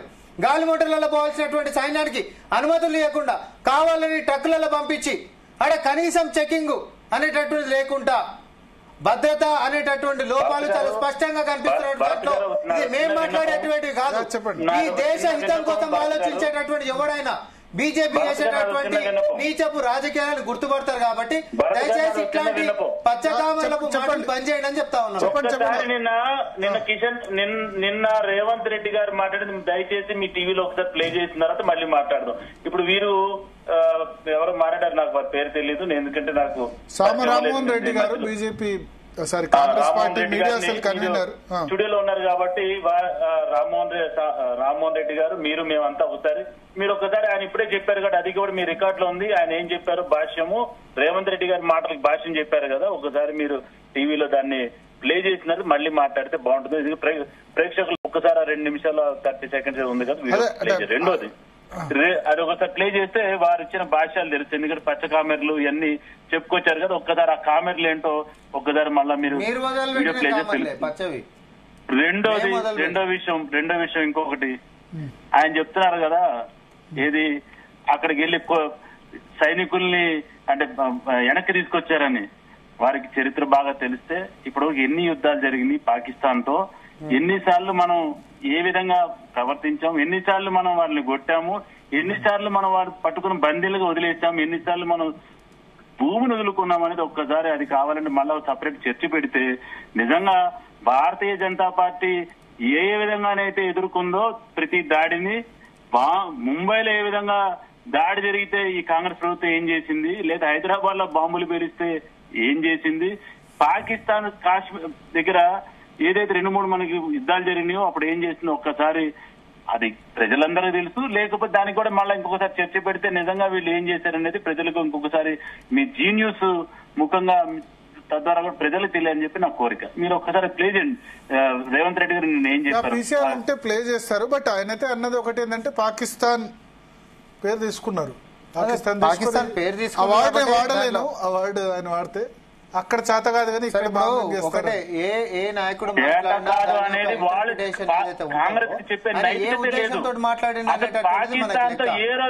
బీజేపీ అర్ధాంతరంగా ఆపరేషన్ సింధూర్ని ఎందుకు ఆపింది అనేటటువంటి ప్రశ్న ఇప్పుడు కూడా మేము అదే స్టాండ్ మీద పాకిస్తాన్ ఆక్యుపైడ్ అదే స్టాండ్ మీద ఒక్కసారి భరత్ గారు ఇవన్నీ మన పాకిస్తాన్ ఆక్యుపైడ్ కాశ్మీర్ అది ఎట్లయిందన్నది కాంగ్రెస్ చేతకంతనం అది బీజేపీ చేతకంతనం అది చూపిస్తామని వచ్చినటువంటి మోడీ గారు 10 సంవత్సరాల నుంచి గడ్డి బీక్తున్నారా మరేమన్నా గడ్డి బీక్తున్నారా? చైనా మీద లాలాంక్ అన్నాడు, మేక్ ఇన్ ఇండియా అని అన్నాడు, చైనా ఇంపోర్ట్స్ మనం నిషేధించాలని అన్నాడు. ఈ రోజు మన యొక్క డిపెండెన్స్ ఎంత అయిపోయిందంటే చైనా వాడు అనేటటువంటిది ఇంపోర్ట్ చేసుకోకపోతే బతకలేనటువంటి పరిస్థితికి పోయినాం. ఎవరిది బీజేపీ సంవత్సరాలు తెచ్చుకోగలిగినవా? పాకిస్తాన్ అసలు కాశ్మీర్ దాదాపు ఈ దేశాన్ని 50 సంవత్సరాల పైతులు పరిపాలించి నువ్వు పాకిస్తాన్ ఆక్యుపైడ్ కాశ్మీర్ తీసుకురాగలిగిన. మీరు మాట్లాడుతున్నారు సైనికుల గురించి, దేశం గురించి, యుద్ధం గురించి, మొగదని మీరేం మాట్లాడుతున్నారు? మేము మా కార్పెట్ బాంబింగ్ అంటే ప్రజల మీద బాంబింగ్ చేస్తామని చెప్తున్నా. ఏమన్నా అర్థం ఉందా? ఒకసారి బయట విందాం సీఎం రేవంత్ రెడ్డి ఏమన్నారో ఒకసారి ప్లే చేద్దాం. నిన్న పీసీఆర్ ప్లే. 8 పార్లమెంట్లలో వీళ్ళు చచ్చిపోయి అవయవదానం చేసి బీజేపీని గెలిపిస్తే ఒక పక్కన బండి సంజయ్, రెండో పక్కన కిషన్ రెడ్డి కేంద్ర మంత్రులు అయినరు. బుడ్డ పైసైనా తెచ్చిండ్రా వీళ్ళని నేను అడుగుతున్నా. ఎన్నడన్నా కేంద్ర మంత్రిగా కిషన్ రెడ్డి మన గల్లీకి వచ్చిండా? మన సమస్యలు అడిగిండా? మనం ఎట్లున్నారో చూసిండా? ఇవాళ ఉప ఎన్నికలు రాగానే ఇవాళ మా అభ్యర్థిని గెలిపించండి, కార్పెట్ బాంబింగ్ చేస్తారంట. సిగ్గుండాలనా? పాకిస్తాన్ వాడు ముడ్డి మీద అంటే ఆడపోయి బాంబులు అయ్యావు కానీ జూబ్లీ హిల్స్ వచ్చి బీజేపీ కార్పెట్ బాంబింగ్ చేస్తారంట. మీ బాబు జాగీరా బీజేపీలది ఇది. ఎవడన్నా అభివృద్ధి చేయాలనుకుంటాడు, ఎవడన్నా నిధులు తేవాలనుకుంటాడు, ఎవడన్నా తాగనిక నీళ్లు తేవాలనుకుంటాడు, ఎవడన్నా పేదలు తిరగనిక మెట్రో రైలు తేవాలనుకుంటాడు, ఎవడైనా మన మూసీలో ఉన్న మురికిని తొలగించాలనుకుంటాడు. బీజేపీల భావ దారిద్ర్యం జూబ్లీ హిల్స్ లో ఎన్నికల్లో కార్పెట్ బాంబింగ్ చేస్తారంట. గల్లీ గల్లీ ఎంపీలు, ఎమ్మెల్యేలు, కేంద్ర మంత్రులు తిరుగుతారంట. ఎందుకే బిచ్చమడుకోనికి వస్తారా? చాలా స్పష్టంగా చెప్పాడు కదా, సిగ్గుండా. రెండు అంశాలు కవర్ అయినాయి. ఒకటి, కేంద్రం నుంచి గల్లీలలో ఓట్లు అడుగుతున్నటువంటి కిషన్ రెడ్డి గారు భావ దారిద్ర్యం తోటి మెలుగుతున్నారు. ఒకటి, ఒక రూపాయి కూడా జూబ్లీస్ అభివృద్ధి కోసం తేనటువంటి చాతగానటువంటి ఎంపీలు ఉంటున్నప్పుడు అట్లాంటిది వచ్చి ఓట్లు ఎట్లా అడుగుతారు అనేటటువంటి అంశం ఒకటైతే ఈరోజు పాకిస్తాన్ మన మీద ఏదైతే పహల్గామ్ అటాక్ చేసిందో అటాక్ ఆ బాంబులు అనేటటువంటి కార్పెట్ బాంబులు పాకిస్తాన్ మీద ఏవో గానీ చాతగాని ఓట్లకి ఇడికి ఒక రూపాయి తేవు గానీ ఇడికి వచ్చి పెద్ద పెద్ద మాటలు మాట్లాడుతున్నా అనే ఉద్దేశంతో మాట్లాడిండు. నేను ఇప్పటి కూడా అంటున్నా ముఖ్యమంత్రి గారు కేటగారికల్ గా పాకిస్తాన్ ఓన్ మీద బాంబులు వేయము గానీ అన్నాడు. అంటే పాకిస్తాన్ మీద నీకు దమ్ము ధైర్యం ఉంటే బాంబులు ఏమన్నాడు? నీ కార్పెట్ బాంబులు పోయి పాకిస్తాన్ ఏమన్నాడు? భారతదేశ యొక్క సైన్యం గొప్పతనం ఏంటంటే ఈ రోజున కార్పెట్ బాంబింగ్ చేయలే, అక్కడ చేయకూడదు కూడా. ప్రజలను డైరెక్ట్ తీసుకెళ్లి ఎయిర్ స్ట్రిప్స్ వాసుదేవ్ గారు పాకిస్తాన్ మీద కార్పెట్ బాంబింగ్ చేయకూడదా? భారతదేశం యొక్క సైన్యాన్ని పాకిస్తాన్ మీద కార్పెట్ బాంబింగ్ చేయకూడదా? క్షమించే పరిస్థితి దేశ ప్రజలు లేరు. మళ్ళీ ఒకసారి అడుగుతున్నాను, పాకిస్తాన్ కాశ్మీర్ ఎవరి వల్ల ఈ దేశం నుంచి నాకేందంటే యాక్చువల్లీ సరే ఆయన అన్నారు కార్పెట్ బాంబింగ్ అక్కడ చేయకూడదని. నువ్వు పాకిస్తాన్ దోస్తువా ఏంది? వాసుదేవరావు చేయరు మన దేశ ప్రజల్ని చంపితే ప్రిసిషన్ గా కొట్టాలో తెలీదు. ప్రజల మీద బాంబులు చేరి యుద్ధం అన్నప్పుడు ప్రజల మీద బాంబులు పడకుండా ఎక్కడ టెర్రరిస్ట్ స్థావరాల మీద కొట్టారు. అక్కడ కార్పెట్ బాంబింగ్ చేయలేదని రేవంత్ రెడ్డి చెప్పింది, అది కాదు. సరే మళ్ళీ ఇంకోసారి ఏమని చెప్పండి, మళ్ళీ ఇంకోసారి మళ్ళీ ముట్టుకుని వచ్చారని చెప్తున్నారు. ఒకటి ఇక్కడ నాకు ఇక్కడ క్లారిటీ ఒకటి, రేవంత్ రెడ్డి మాట్లాడింది జూబ్లీ హిల్స్ లో ఎందుకు చేస్తున్నారు కార్పెట్ బాంబింగ్ అని ఆయన మాట్లాడారు. సామరామోహన్ రెడ్డి గారు మీరు కూడా వినాలి.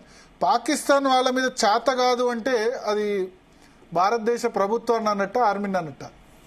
నాయకుల యొక్క వైఫల్యంలో పాకిస్తాన్ మీద బాంబులు పాకిస్తాన్ మీద ప్రపంచం అంతా ఒక్కసారి మళ్ళీ కూడా రివైండ్ చేయండి సార్. మనం ఇంటర్ప్రిటేషన్ తప్పు చేసి మాట్లాడొద్దు. ముఖ్యమంత్రి గారి ఉద్దేశం చాలా స్పష్టంగా చెప్పారు, చాలా స్పష్టంగా. రాకేష్ గారు చెప్పండి. పాకిస్తాన్ మీద బాంబులు వేయవు కానీ జూబ్లీస్ వచ్చి కార్పెట్ బాంబులు వేస్తాడంట అని అన్నాడు. భరత్ గారు చెప్పండి రాకేష్ గారు. మీ డిస్కషన్ ఎటుపోయింది అర్థమవుతుందా? మళ్ళీ ఒక దిక్కు కులం దిక్కు, ఒక దిక్కు మతం దిక్కు తీసుకోపోవడానికి ఇద్దరు కలిసి అభివృద్ధి గురించి ఇద్దరు మాట్లాడతలేరు. పాకిస్తాన్ దిక్కు అయినా పట్టుకపోతాడు, కాదు సార్. ఇప్పుడు ఏం అసలు మనం మాట్లాడుతున్న సబ్జెక్ట్ ఏంది? జూబ్లీ బీఆర్ ఎలక్షన్ లా వాట్ ఇస్ దిస్ సార్? నేనేమంటున్నా అంటే ఎస్ వాళ్ళకి ఏది కావాలి, ఒకరికి మతం కావాలి, ఒకరికి కులం కావాలి. కాబట్టి చీలిపోయి దేశాన్ని చీల్చడానికి ప్రయత్నం చేస్తారు తప్పితే ఎక్కడ కూడా అభివృద్ధిగో మేము వచ్చిన 2 సంవత్సరాలల్లా ఇంత ఫండింగ్ వచ్చింది, కార్పొరేట్ ఫండింగ్ వచ్చింది. లేకపోతే బీజేపీ వాళ్ళు మేము వచ్చిన 11 సంవత్సరాలల్లో డాలర్ విలువ తగ్గిపోయింది, ఈ ఎక్స్పోర్ట్స్ పెరిగినాయి, ఇంపోర్ట్స్ తగ్గినాయి, అది చెప్పట్లేదు. ఎంతసేపు మళ్ళొకసారి పాకిస్తాన్ అడ్డం పెట్టుకుని బతుకుదామని బీజేపీ ప్రయత్నం చేస్తుంది.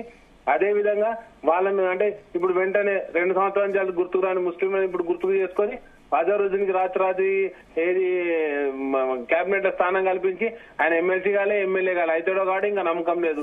ఆల్రెడీ కోదండం కేసీఆర్ కోదండం సార్ను అదే రోజు ఏం చెప్తారు ఇంకా అర్థమైతలేదు. కాబట్టి నేనేమంటున్నా అంటే ఈరోజు జూబ్లీ ఎలక్షన్ల గురించి మాట్లాడుతుంటే కంప్లీట్ గా ఏదో అది పాకిస్తాన్ బాంబింగ్ అని, కార్పొరేట్ బాంబింగ్ అని కంప్లీట్ గా డైవర్షన్ స్కీమ్ లో పోతుంది సార్. ఏదన్నా ఒక అభివృద్ధి చర్చ పెట్టండి. అభివృద్ధి గురించి మా 11 నెలల్లో జరిగినటువంటి తెలంగాణకు వచ్చినటువంటి ఇన్ని నిధులు వచ్చినాయి, బీజేపీ పార్టీ ఆధ్వర్యంలో ఇన్ని పథకాలు వచ్చినాయి, ఇంత డెవలప్ అయిందని చెప్పేసి బీజేపీ పార్టీని మాట్లాడమనండి. ఏదైతే బుల్లెట్ ట్రైన్ గురించి మాట్లాడి 11 నెలల నుంచి బుల్లెట్ ట్రైన్ అయినటువంటి బీజేపీ పార్టీ దాని గురించి మాట్లాడదాం. అదే విధంగా 2 సంవత్సరాలు అన్ని పథకాలు అమలైనాయి. లేకపోతే ఇప్పుడు నేను ఒకటే ఛాలెంజ్ చేశాను మీకు ఇంత ముందు, ఓపెన్ ఛాలెంజ్. ఏదైతే మీరు హౌస్ యూనిట్లు ఎన్ని ఉన్నాయో డిక్లేర్ చేయండి, కొత్త పెన్షన్లు ఎన్ని వచ్చినా డిక్లేర్ చేయండి. బీజేపీ కాంగ్రెస్ రెండు కూడా డైవర్షన్ డ్రామాలు ఆడుతున్నాయి. హామీలు పక్కకు పోయేలా ఆ ప్రకటన చేయడానికి పాకిస్తాన్ వాడుకుంటున్నాయి, చైనాను వాడుకుంటున్నాయి, బాంబింగ్ ను వాడుకుంటున్నాయి. కాబట్టి ఈ రోజు చర్చ జూబ్లీ హిల్స్ లో ఎస్ ఏదైతే ఈ రోజు సెంట్రల్ మినిస్టర్ ఉన్న కిషన్ రెడ్డి గారు ఇక అభివృద్ధికి గిన్ని నిధులు కేటాయించారు, 3 సార్లు అక్కడ అంటే 2 సార్లు అక్కడ నుండి రిప్రజెంట్ గా చేసిండు, ఈయన చేసిన అభివృద్ధికి ఇది అని చెప్పేసి వాళ్ళని మాట్లాడమనండి. 2 సంవత్సరాల్లో మేము జూబ్లీస్ చేసిన అభివృద్ధికి ఇది అని చెప్పేసి చెప్పమని చెప్పండి. సినీ కార్మికులకు ఆధారాబాద్ వచ్చేసి 2 సంవత్సరాల తర్వాత వాళ్ళు నెల రోజులు రోడ్ల మీద ఉంటే పట్టించుకొని కాంగ్రెస్ పార్టీ ఆధారాబాద్ రమ్మని వచ్చి సభ పెడితే ఏ సినీ కార్మికుడు కూడా వాళ్ళని ఆదరించలేదు. కాబట్టి ఇవన్నీ కూడా ప్రజలు గమనిస్తున్నారండి. మనం ఈరోజు స్పష్టంగా మాట్లాడుకుంది జూబ్లీస్ ఎలక్షన్ల గురించి. కాబట్టి ఈ ఎలక్షన్లలో మీరు ఇచ్చినటువంటి పెన్షన్ గాని, మీరు ఇచ్చినటువంటి బెనిఫిట్ గాని, ఆల్రెడీ వృద్ధులకు 3 నెలల పెన్షన్ ఎక్కువ, వికలాంగులకు 3 నెలల పెన్షన్ ఎక్కువ, అండ్ నెక్స్ట్ వచ్చేసి నేనేమంటా 2 సార్లు రైతు బంధు ఎక్కువ. ఈ రోజు తెలంగాణ 100 సంవత్సరాల ఏమంటుందంటే అన్ని ఎక్కువ తప్పితే ఏదైనా ఇచ్చిర్రా వీళ్ళు చెప్పినట్టు ఒక ఫైనాన్షియల్ రామమోహన్ రెడ్డి గారు. ఇప్పుడు రాకేష్ గారు చెప్పినట్టు జూబ్లీహిల్స్ ఎలక్షన్ లో ఇవన్నీ ఎందుకు వచ్చాయి, ఇండియా పాకిస్తాన్ ఇవన్నీ సంబంధించి జనరల్ గా బీజేపీ రేజ్ చేసి కాంగ్రెస్ రేజ్ చేసి బట్టి చూస్తే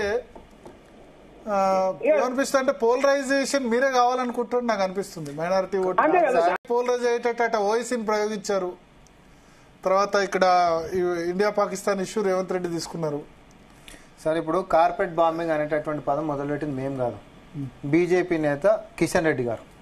ఆయన ఎందుకు మొదలు బీజేపీ చాలా చోట్ల కూడా కార్పెట్ బాంబింగ్ అని ఎక్కడైనా అదే ఎవరి మీద కార్పెట్ బాంబింగ్ ఏ కాన్స్టిట్యూన్సీలో ఎన్నిక జరిగితే ఏ రాష్ట్రంలో జరిగితే కార్పెట్ బాంబింగ్ అంటే ఏ పేదోళ్ల మీద కార్పెట్ బాంబింగ్ బీజేపీ చేస్తా ఉందనేది చాలా స్పష్టము. లేనోడు లేకనే పోతుండు, ఉన్నోడేమో బాగా బలిచిపోతుండు అన్నట్టు అయిపోయింది. అదాని అంబానీల యొక్క ప్రోగ్రెస్ చూసుకుంటా దేశమంతా అభివృద్ధి చెందుతుందంటే తప్పు కదా అంటున్నాం. 8 సంవత్సరాల స్వతంత్ర భారతంలో మేము రాష్ట్రాన్ని పరిపాలించాలి. ఇప్పుడు ఒకటి ఇప్పుడు ఈ 11 ఏళ్ల సంది బీజేపీ ఉన్న అంతకంటే ముందు అటల్ బిహారీ వాజ్పేయి గారు ఉంటున్నప్పుడు 10 ఏళ్ల పాటు వాళ్ళున్న ఇవన్నీ లెక్కలకు రాదు, ఇవన్నీ ఏమి లెక్కలకు రావు. మేము కట్టుకుంటూ వస్తాం వాళ్ళు కూలగొడతారు, మేము కట్టుకుంటూ వస్తాం వాళ్ళు కూలగొడతారు. దేశం ముందు నడిచేది ఎట్లా?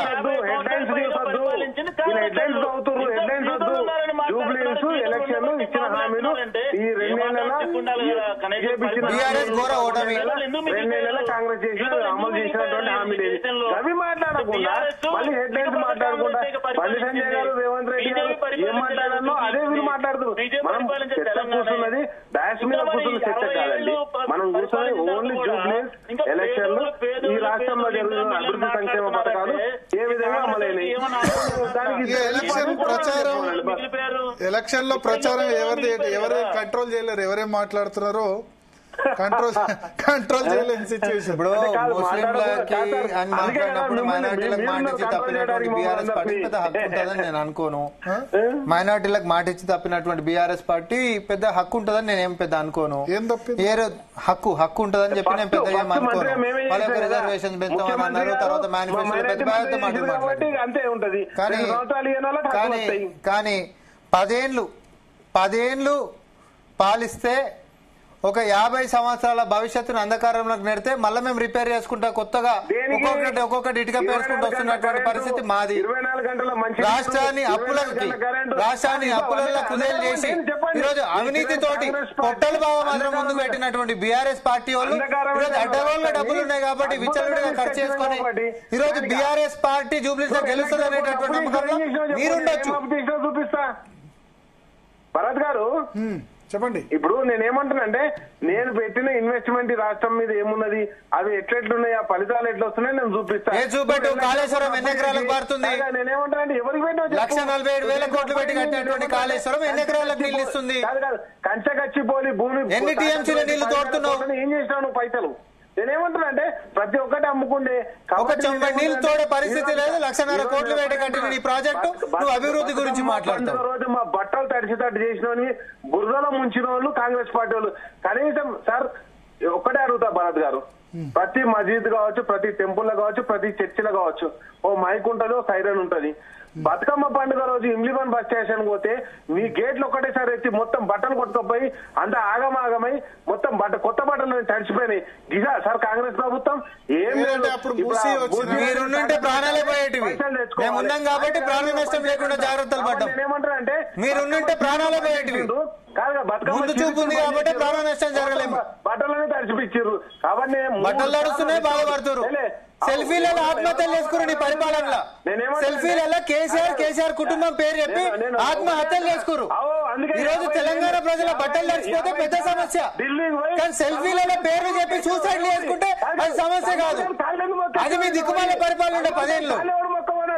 బిగ్ బాస్ షోలో సల్మాన్ ఖాన్ కాళ్ళ మీద ఎందుకు పడ్డావు? ఓట్ల గురించే కదా నువ్వు పడ్డది. కాళ్ళ మీద పడి ఈయన డైలాగులు కొట్టి ఢిల్లీలో డైవులు కొట్టి అలవాటు మీకుంటది. బీజేపీ దగ్గర మా కాదు.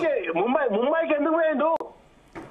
కాబట్టి నేనేమంటాను, ముంబైకి పోయింది ముంబైకి కేటీఆర్ ఎందుకు పోయిండు? అడుగుపోయాడు గవర్నర్ ఎందుకు కలిసిండో? ఎవరు? మేమందరికి గతంలో కేటీఆర్ ముంబైకి పోయి గవర్నర్ ఎందుకు కలిసిండు అడుగు.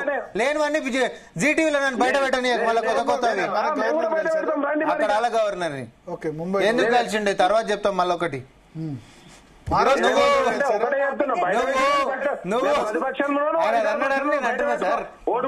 గతంలో ఎందుకు కలిసిండే నన్ను అడుగురి.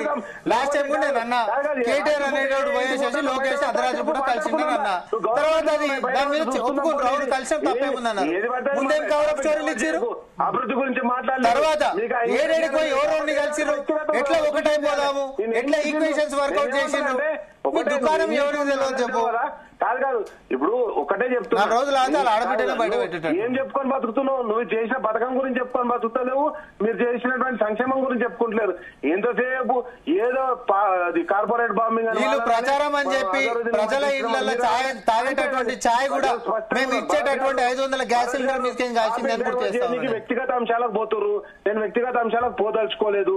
నేను ఒకటే చెప్తున్నా, రేవంత్ రెడ్డి గారు అవునన్నా కాదన్నా ఈ రోజు తెలంగాణ రాష్ట్ర ముఖ్యమంత్రి. వ్యక్తిగత అంశాలకు పోదలుచుకోలేదు నేను.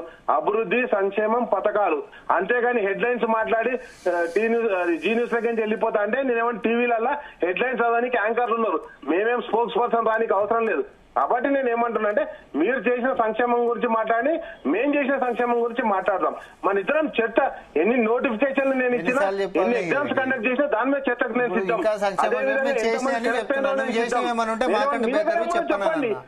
సింపుల్ భరత్ గారు, వాళ్ళు 10 ఏళ్లలో చేసిన సంక్షేమం కంటే 2 ఏళ్లలో మేము ఎక్కువ చేసినామని నేను 1 కాదు 10 చెప్పినా. ఆయన 10 ఏళ్ళవి ఇంకో 2-3 చెప్పుమానండి ఏమన్నా. నేను అడిగిన ఉచిత బస్సు అంటే నానా యాగి చేస్తా ఉన్నారు. ఇప్పుడు 30 రూపాయలు కట్టేటటువంటి టికెట్ ఉంది అనుకుందాం. సే ఫర్ ఎగ్జాంపుల్ ఎల్బీనగర్ నుంచి ఇటు మాదాపూర్ దాకా వచ్చినాం అనుకుందాం. దాని మీద 10 రూపాయలు పెరిగింది అనుకుందాం. అదెంత డబల్ అయినట్ట?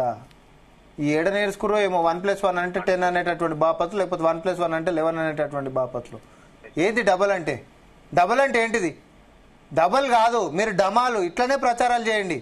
నేను చెప్తున్నా కదా, అబద్ధపు ప్రచారాలు, ప్రజల్ని పక్కదో పట్టించేటటువంటి దుష్ప్రచారాలు మీరు నమ్ముకురు కాబట్టే మిమ్మల్ని మూట కట్టి మూసిల కట్టిర్రు. ఈ రోజు కూడా సేమ్ కంటోన్మెంట్ లో స్టైల్ ఆఫ్ ఫంక్షనింగ్ అంతే. ఈ రోజు ఇక్కడ జూబ్లీస్ లో కూడా అంతే. మీ రిజల్ట్ కూడా మారదు. నేను మళ్ళీ చెప్తా ఉన్నా, సంక్షేమాలు చేసినాం కాబట్టే చెప్పుకుంటూ తిరుగుతున్నాం మేము. మీరు చేయలేదు కాబట్టే కహానీలు చెప్పుకుంటూ తిరుగుతున్నారు. అని అన్నాడు మేము ప్రగతి చేసినామని చెప్పి 1,50,000 కోట్లు పెట్టి కాళేశ్వరం కట్టాం, చెంబడి నీళ్లు తోడుతున్నావు అని చెప్పి నేను అడిగినా. నాకు జవాబు చెప్పానండి, మేడిగడ్డ కాడికించి ఒక చెంబడి నీళ్లు తోడుతున్నావా? 1,00,000 కోట్లు పెడితే నేనేమంటున్నా అంటే నా ఎక్స్పోర్ట్స్ పెరిగినాయి, నేను ఐటీ ఎక్స్పోర్ట్స్ పెరిగినాయి. మా కేటీఆర్ గారు మంత్రి అయినప్పుడు పెరిగినాయి చెప్పు. అరే నేను ఎక్కడ మొన్ననే నువ్వే బయట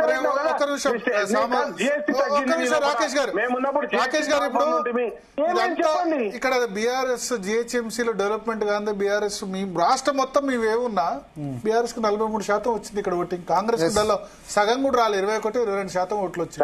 ఒకటి కూడా గెలవలేదు మీరు. వాళ్ళ డిజిటల్ క్యాంపెయినింగ్ లో మాకంటే కొంచెం అప్పుడు అసెంబ్లీ ఎన్నికలలో ముంగట ఉండడం, సెలబ్రిటీలను మొత్తం దింపడం, వాళ్ళు సంపాదించినటువంటి 1,000 కోట్ల రూపాయలు కుమ్మరించడం, తర్వాత సినీ హీరోల కాడికి మొదలు పెట్టుకుంటే హీరోయిన్లు అయినా లేకపోతే చిన్న సైజ్ ఇన్ఫ్లుయెన్సర్స్ అయినా అందరినీ కూడా లైన్ కట్టించి మరి ప్రచారం చేయించుకోవడము, ప్రజలు దాన్ని నిజం అని చెప్పి నమ్మడం తోటి మాత్రమే అట్లాంటి రిజల్ట్ హైదరాబాద్ లో వచ్చింది తప్ప వాళ్ళ ముఖానికి ఒరగబెట్టింది అనేది ఏం లేదు.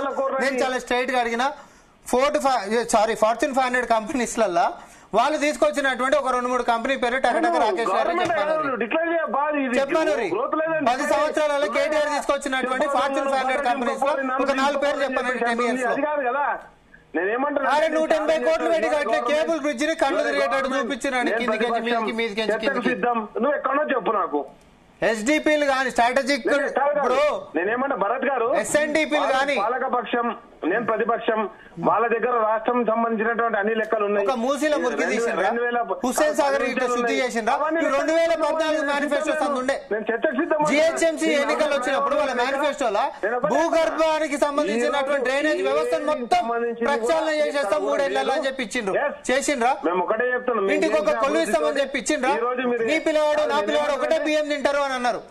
కనీసం 10 ఏళ్లలో ఒక పేదోడికి సన్న బియ్యం పెట్టలేనటువంటి దుస్థితిలో పాలించినటువంటి వాళ్ళు సంక్షేమం గురించి మాట్లాడారంటే ఏం మాట్లాడతాం? అట్లీస్ట్ ఒక ఎలిజిబిలిటీ ఉండాలి మనతో కంపారిజన్ చేసుకోవాలంటే. ఇదంతా కూడా సార్ ఫెయిల్యూర్ కి సినోనిమ్ నువ్వు, కరప్షన్ కి సినోనిమ్ నువ్వు, అభివృద్ధి సంక్షేమానికి సినోనిమ్ మేము. ఈ రోజు 50 సార్లు 60 సార్లు ఢిల్లీకి ఎందుకు తిరుగుతారు అర్థమవుతుంది. ప్రతి ఒక్క రాష్ట్ర ప్రయోజనాల కోసం తిరుగుతున్నాం. బడే బాయ్ చోటే బాయ్ అరే ఏం ప్రయోజనం చేసినా చెప్పరాదబ్బా అని అడుగుతున్నాం కదా. నువ్వు తిరగంగా అద్దంటలేం. ప్రయోజనం ఏం జరిగిందో చెప్పు. ఈ రాష్ట్రానికి వచ్చిన కొత్త ప్రాజెక్ట్ ఏందో చెప్పు, లేదా కొత్త డెవలప్మెంట్ ఏదో చెప్పు, సెంట్రల్ కి కేటాయించిన నిధులేందో చెప్పు. మనం ఆయన సెంట్రల్ మినిస్టర్ ఉంటే ఆయన చెప్పాడు, సీఎం గారు ఉంటారు ఈయన చెప్పారు. మీరిద్దరేమో పథకాల గురించి సంక్షేమాల గురించి అని చెప్తారు. పేపర్ డిఫెన్స్ ఏరియాలకి మల్టీ లెవెల్ ఫ్లైఓవర్ ఎవరు తెచ్చినంటే ఢిల్లీకి పరిష్కారం నీ ముఖానికి అయింది రోజున మేము తెచ్చినాం. అయిందా లేదా అది మీరు చెప్పండి. నేను అడిగిన కాబట్టి నేను చెప్తున్నా. ఒక్కొక్కటి రాసి పెట్టుకో. సెమీ కండక్టర్స్ కోసం మేము పోయినాం, మెట్రో ఫేజ్ ఎక్స్టెన్షన్ కోసం మేము పోయినాం. అరే పక్కనున్న కర్ణాటకకు వచ్చింది, తమిళనాడుకు వచ్చింది, ఏపీకి వచ్చింది, వైజాగ్ లాంటి ప్రాంతానికి కూడా వచ్చింది. తెలంగాణకి ఎందుకు రావాలని చెప్పన్నాం. మేము పోయినాం. నీ ముఖానికి ఎప్పుడు పోయినావు చెప్పు. మూసీ ప్రక్షాళన కోసం మేము పోయినాం. ఏమో భరత్ గారు వాట్ లాంగ్వేజ్ ఆర్ యూజింగ్? ఈయన సీఎమా నేను సీఎంనా? నీ ముఖం నా ముఖం ఏందా? ఏం మాట్లాడుతున్నావు? First control your language. Don't అంటే నువ్వు రాకేష్ గారు బీపీ వద్దు, బీపీఎం వద్దు. మీరు సీఎం కాదు, నేను సీఎం కాదు. మీరు మీ ఎక్స్ సీఎం ని డిఫెండ్ చేస్తారు, మేము మా కరెంట్ సీఎం ని డిఫెండ్ చేస్తా ఉన్నాం. అంతే తప్ప ఈ నీతులు సూక్తులు కేటీఆర్ కించి మొదలు పెడదాం. ఈ నీతులు సూక్తులు కేటీఆర్ కించి మొదలు పెడదాం అంటున్నాం. భాష గురించి తెలంగాణలో నీ ముఖం అనేది సర్వసాధారణం. మీ ముఖానికి ఏం చేసిరని అంటాం మనం. Okay okay. సో ఒకటి సునీత, జూబ్లీహిల్స్ సంబంధించి అయితే ఇప్పుడు అన్ని అంశాలు చర్చకు వస్తున్నాయి. యాక్చువల్లీ ఓన్లీ హైదరాబాద్ సిటీ కాకుండా పాకిస్తాన్, ఇండియా వచ్చింది, మైనారిటీ ఇష్యూ వచ్చింది. ఆబ్వియస్లీ పోలరైజ్ చేసేందుకు అన్ని పార్టీలు ప్రయత్నం చేస్తాయి. బీజేపీ ఏమో ఎంఐఎంఏ మాకు పోటీ, అక్కడ పోటీ ఎంఐఎం వర్సెస్ బీజేపీ అని చెప్తుంది. కాంగ్రెస్ ఏమో సరే అజారుద్దీన్, మైనారిటీ మంత్ర ఇవన్నీ వినిపిస్తున్నారు. బీఆర్ఎస్ సంబంధించి ఇప్పుడు ఈ రెండిట్లో ఏ వాదం వచ్చినా నష్టం కాబట్టి వాళ్ళు మేము చేసిన డెవలప్మెంట్ తర్వాత వెల్ఫేర్ స్కీమ్స్ అని వాళ్ళు చెప్తున్నారు. ఎందుకంటే రెండిట్లో ఇటు హిందూ పోలరైజ్ ఎక్కువైతే బీజేపీకి అడ్వాంటేజ్, ముస్లిం పోలరైజ్ అయితే కాంగ్రెస్ పార్టీకి అడ్వాంటేజ్. ఈ రెండు కాదు కాబట్టి వాళ్ళు డెవలప్మెంట్ ఎజెండాలో పోతున్నారు. చూద్దాం ఏం జరుగుతుంది. ఇంకా ఎంత 9th రోజు polling last, campaigning last 11th రోజు పోలింగ్ ఉంది. చాలా నాకు మునుగోడు హుజురాబాద్ గుర్తుకొస్తుంది.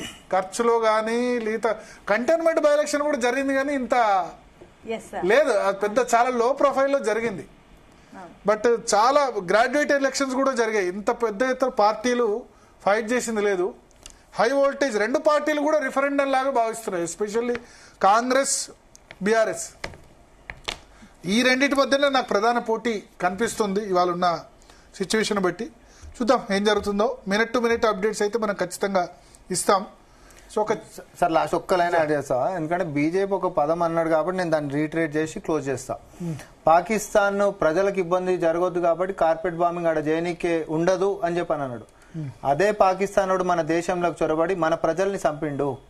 అట్లాంటిది దేశం యొక్క ఖ్యాతి ఎప్పుడు పెరుగుతుంది అని అంటే గుస్కర్ మార్నా అన్నప్పుడు మేం మద్దతు ఇచ్చినాము, మేం రోడ్ల మీదకి వచ్చినాము, మేము ఈ సైనికులకు అండగా నిలబడ్డాము. కానీ నాయకత్వ లోపంతో ఆపరేషన్ సింధూర్ అనేటటువంటి మధ్యంతరంగా ఆగింది అనేటటువంటి అంశం నేను మళ్ళొకసారి చెప్తా ఉన్నా. బీజేపీని ఈ యొక్క పాపం ఎప్పటికీ వెంటాడుతూనే ఉంటది. దేశ ప్రజలు ఎప్పటికి కూడా మిమ్మల్ని క్షమించారు. ఓకే, సో చిన్న బ్రేక్ తీసుకుందాం Sunitha. Thank you Bharat for your deep analysis. ఇప్పుడు ఒక షార్ట్ బ్రేక్ తర్వాత కంటిన్యూ చేద్దాం.